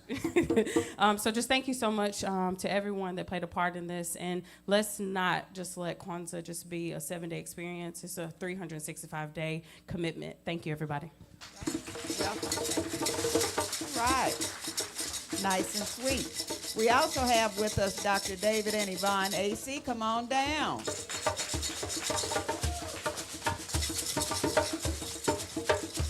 Talk about Orange Mound, you talk about Dr. AC, David AC, and Yvonne. Come on over here. Thank you very much. Good afternoon, everybody. Afternoon. It's such a privilege to say something about Orange Mound. There's so much to be said, and a lot has already been said about Orange Mound, but we have a gateway to greatness in Orange Mound. And if y'all hadn't been by Airways and Park Avenue, go by and see our welcome Orange Mound, historical Orange Mound. And it's all because of the people that you have viewed today coming up here, doing what we have to do. And I won't be long, but it's just so much. And during African April, I asked the principals, to everyone, you got to have Melrose Band and the parade, the majorettes, and everybody. We held up the parade because Melrose wasn't there. So, and our motto, yeah, Yvonne's BTW, but she's the honorary Wildcat. She's the honorary Wildcat, golden Wildcat. Let me get that straight. And our motto is we serve with pride and humility. It's more than a mandate, it's more than a motto, it's a mandate. And wherever you go, 135 years, when you say Melrose, Golden Wildcats, you're going to get a response. And we're doing it with the great Melrose High School now. If you have not been by there and look at that library, a place for genealogy, all the things, we would not let them tear that school down. You need to go by there and see it. And this is what community will do, and this is faith. And I'd like to ask Ms. Lily Jackson, who helped us put together a brochure of all the churches in Orange Mound, all of them in Orange Mound, in this brochure as we celebrated the 135 years. So, representative of the pastor, if you come and get this brochure, and Lily Jackson is responsible for having the governor and everybody put this together. Yeah, stand up again, Ms. Jackson. And everybody that's involved in Orange Mound. I graduated in 1956. Hello. All right. We laid the groundwork and been with them ever since. House still in Orange Mound, but anyway, we're here. We serve with pride and humility. And you got to serve. That's all it's about, service. And I'm a BTW graduate in Orange Mound Satellite. And thanks for adopting me because BT didn't call, but Orange Mound called. And because of him, I answered that call. And certainly I am glad to participate to the fullest extent to make sure that Orange Mound be a mound and a beacon of hope around the world. That's an example. I want BTW, but now so the other schools, to jump up and do something. You know, talk is talk. You got to walk the walk and talk the talk. And now, if you don't walk the walk and talk the talk, you'll get behind. And you can't teach what you don't know. And you can't lead where you don't go. And the children are our future, our past, our present. And how can you tell them if you don't know? Come to the Blackest Church in the state of Tennessee, and you will learn history and the making, not one Sunday, but every Sunday. I hear the Blackest Church. I say, oh, goodness, it should be just packed. But I want to say that only half of the pastor, he's one of my associate pastors. Now, I'm from Mount Vernon, but I'm the Blackest Church today, remember? So we need to pay up or shut up. And you can't beg for people to save you. It's all about saving yourself. We can save ourselves. And I was an educator for 42 years at Memphis City Schools, and they were really taking care of business. You know, you didn't play. I went to Melrose, and I stayed a semester, and the coach told me I had to go because I had a bad attitude. But I didn't have any shackles, but I talked the talk and walked the walk. And when he called me to come to the office, I didn't go because I was assigned to the children and the students. Hey, I don't fight back. I'm from Mississippi. We know what it's like. So those young people out here at home and wherever you are sleeping around, wake them up. It's a wake-up call. If you don't wake them up, the other men, will. We cannot depend on them to save us from them. We got to save ourselves. It's all about us. The journey is on. Melrose stands for magnificent. E stands for enthusiastic. L stands for lovable. O stands for the observable. And also S stands for sensational. E stands for enthusiastic. And I will be with Melrose until you all call me to do something else. But anyway, I'm going to serve as satellite for those other schools that's sitting by and looking at TV. It ain't TV time.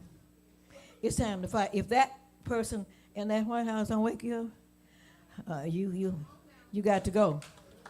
We cannot let the White House rule the outhouse. We belong to the White House. We built the White House. That's not his house. I'm not going to call his name, but I want to call his name. Because shame in my game. But look, remember, he does not own America. And it's more of us than them. You cannot let them run over you and run you around. Stand your ground. Come to the Blackest Church and get your education, your culture, your history, and your clothes. And he wouldn't let me go home and change clothes, so the Blackest Church, I just had to, they said, come as you are. and give the message, and give the message of hope, give the message of unity. And I support Melrose and those other schools all the way. I'm going to do a wake-up call. Will you help me? Are there announcements folk here? Yes. BTW? Anyway, in the schools, wherever you are, each one teach one. Each one lead one.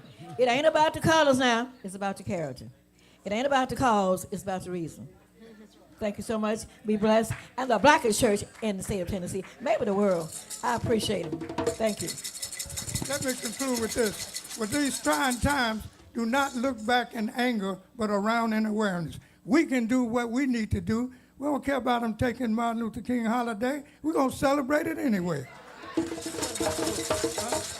About taking the books, I told the library, if y'all want to get rid of the African-American books, let me know. I'm going to get a U-Haul. I'll come get them. I know what to do with them. Take it to the Blackest Church. Take them to anybody. Teach ourselves. All right? We can do that. Thank you. Let's give the aces a hand. Is State Representative G.A. Hardaway with us? No? Well, we'll have a word from Brother. Where is he? Is he still here? I can't see him. Yeah, come on up. He's not Orange Mound, but he has a word for us anyway. Followed by any announcements and remarks from our president.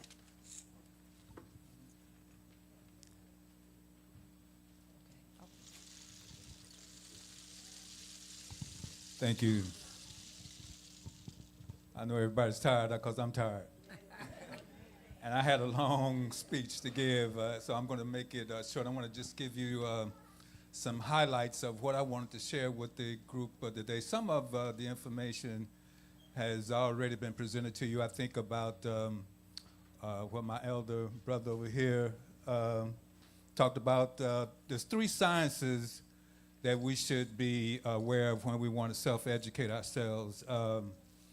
Anthropology, archaeology, and spirituality. I wanted to say to this group, first I think we should give ourselves a hand for being here today, okay? Because in spite of all efforts to destroy us, here we stand. Not only are we standing, we're celebrating ourselves, something that our oppressors have done diligently to eliminate and destroy us. You know, but what I want to say is that we are the chosen ones. We are God's first. You're black for a reason. God made you black. And I'm not speaking strictly from a spiritual point of view. See, our ancient ancestors who dwelled in the Nile Valley understood that there's very little difference between spirituality and science. It was like the head and the neck. You didn't separate them.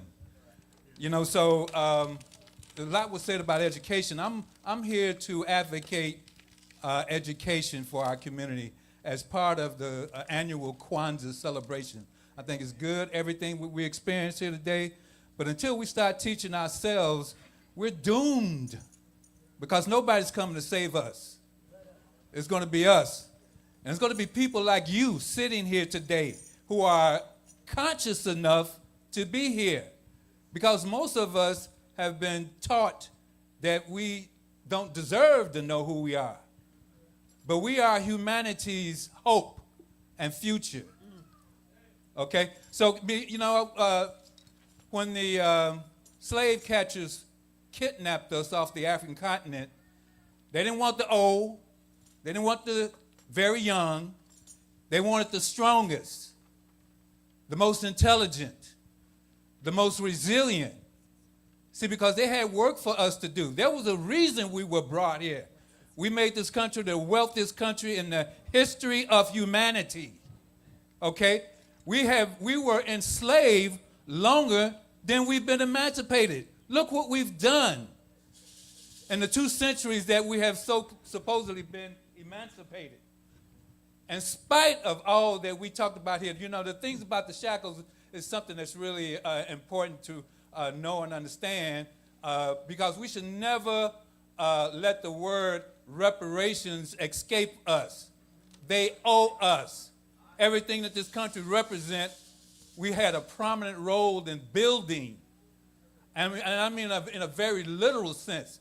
There are images that exist of slaves building that dome they call the White House. We did that.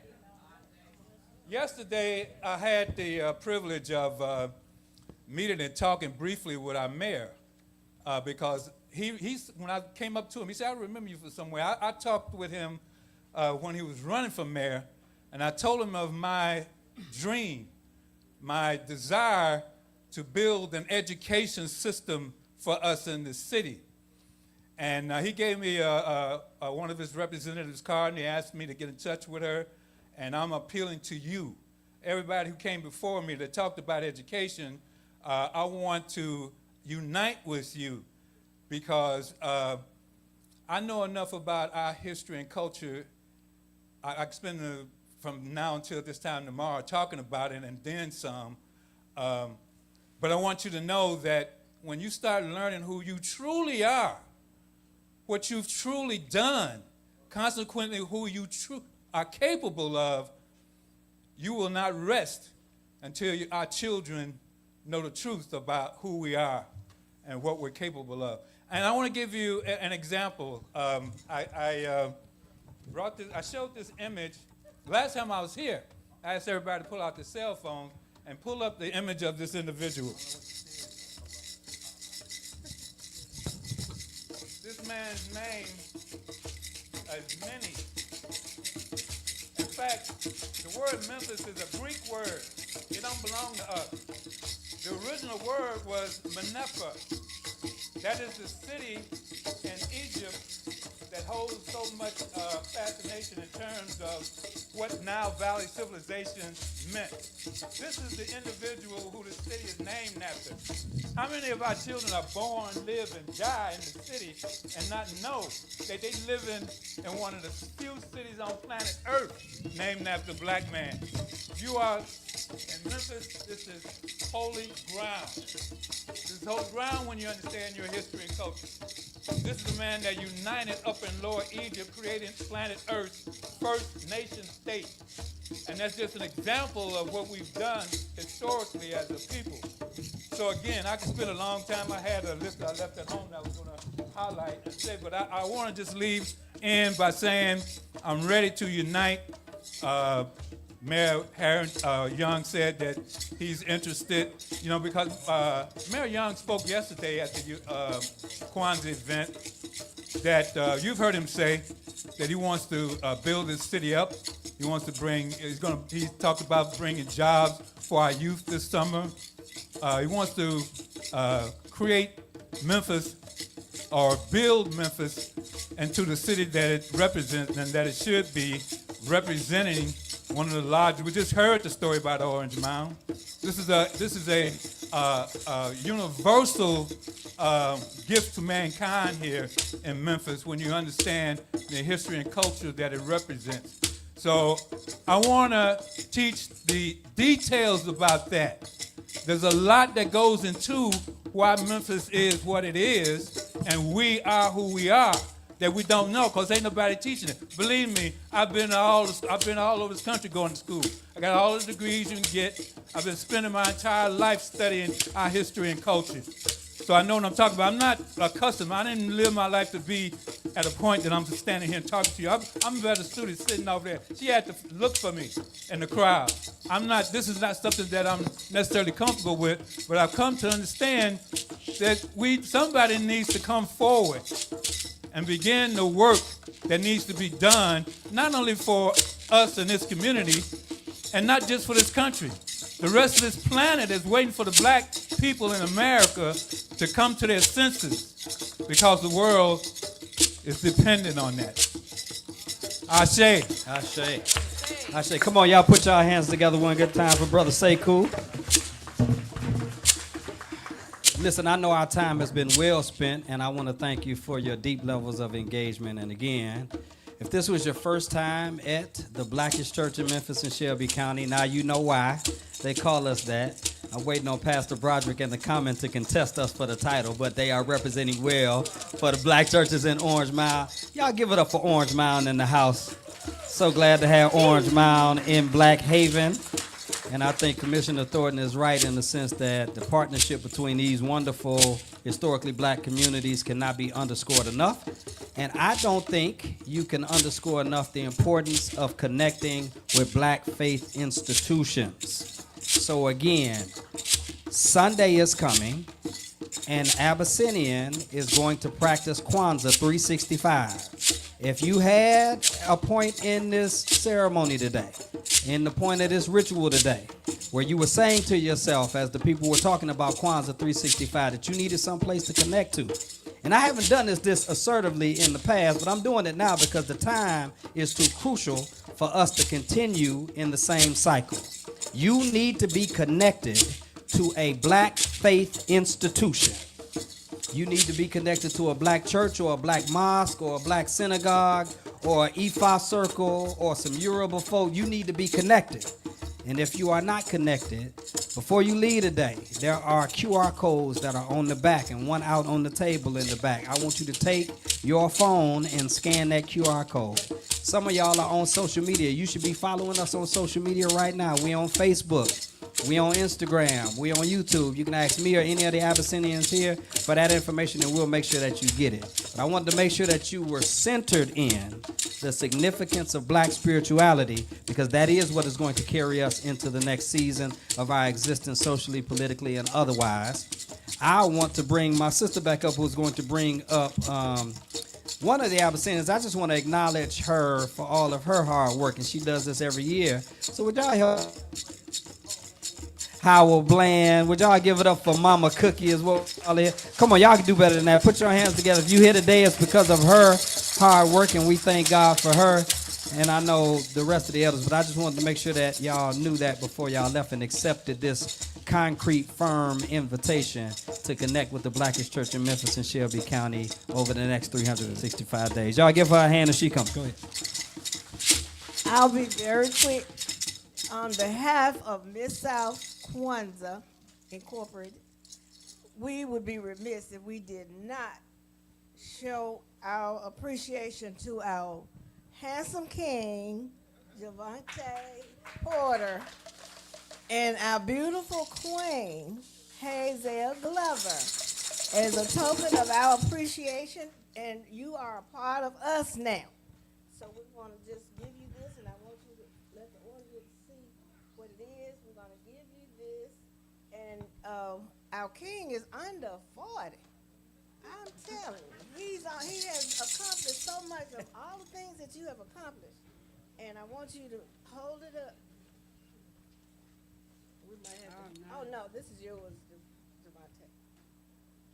Okay, let the audience see what you have. Oh, nice. Okay, what does it say? Tell them what it says. All of the principles. My pillow has all of the principles of the 7 days of Christ.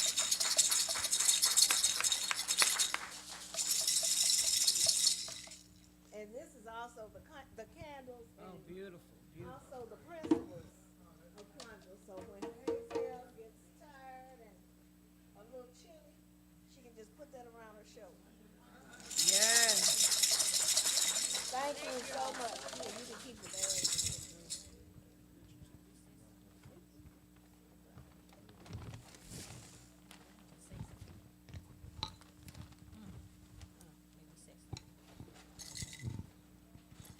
I would just like to thank the Kwanzaa Committee for recognizing us as king and queen. I told him I had the wisdom, he has the youth.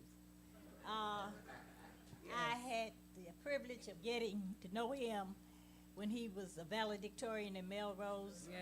And we had a legislative retreat, and we always try to make the young people understand the proper way you elect the Senate president. It was citywide, where it was statewide. And this young man made the best speech and was elected the president of the Senate. And so that was, everybody came, they said, hey, Dale, he's from Melrose, he's from Mel. I said, that's what we do.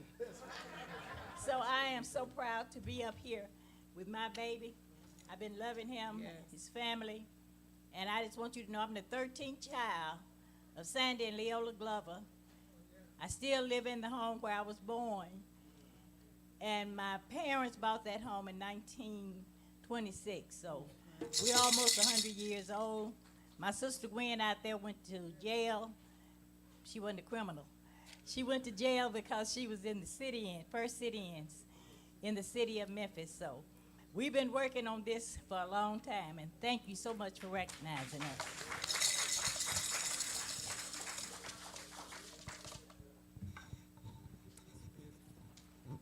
On behalf of Mid-South Kwanzaa, Abyssinian, and all of the people who made this a wonderful celebration, we'd like to thank Mecca. We also like to thank Councilwoman Pearl Eva Walker for her participation in Kwanzaa this year. And at this time, and this is on behalf of my husband, who is president of Mid-South Kwanzaa. Yes. So we welcome you. We're glad that you came, and we look forward to seeing you, and we hope that you will be inspired by what was said today, and that you will take and use Kwanzaa 365 days a year. At this time, we're going to do Harambes. So Sister Francis is going to lead us in Harambe. Would everyone please stand?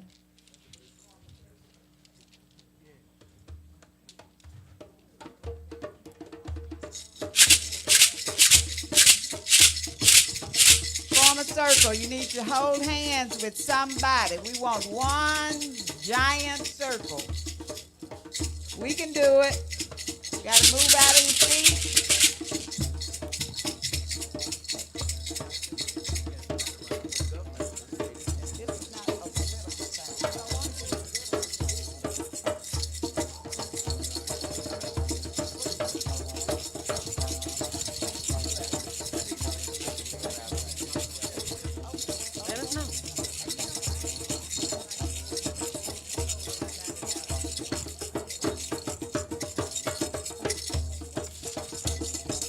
Lest we forget, we do have a African-American woman in our midst who has been our speaker for today, Sister Carnita Edgewater, who is also running for governor of the state of Tennessee. And the way we get her in office, we've got to vote, V-O-T-E. So don't forget that. We had to put a pension there on that. Now we're going to do our Harambes.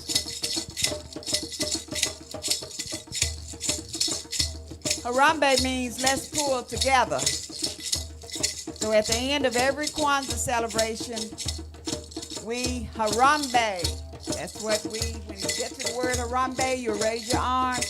And we will do one Harambe for day one. We'll do two for day two, etc., etc.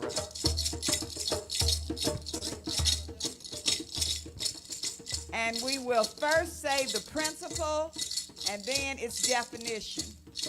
Example, Umoja, unity, Harambe.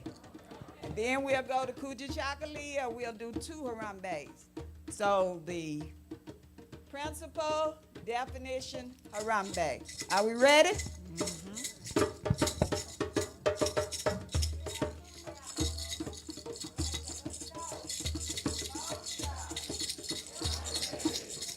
All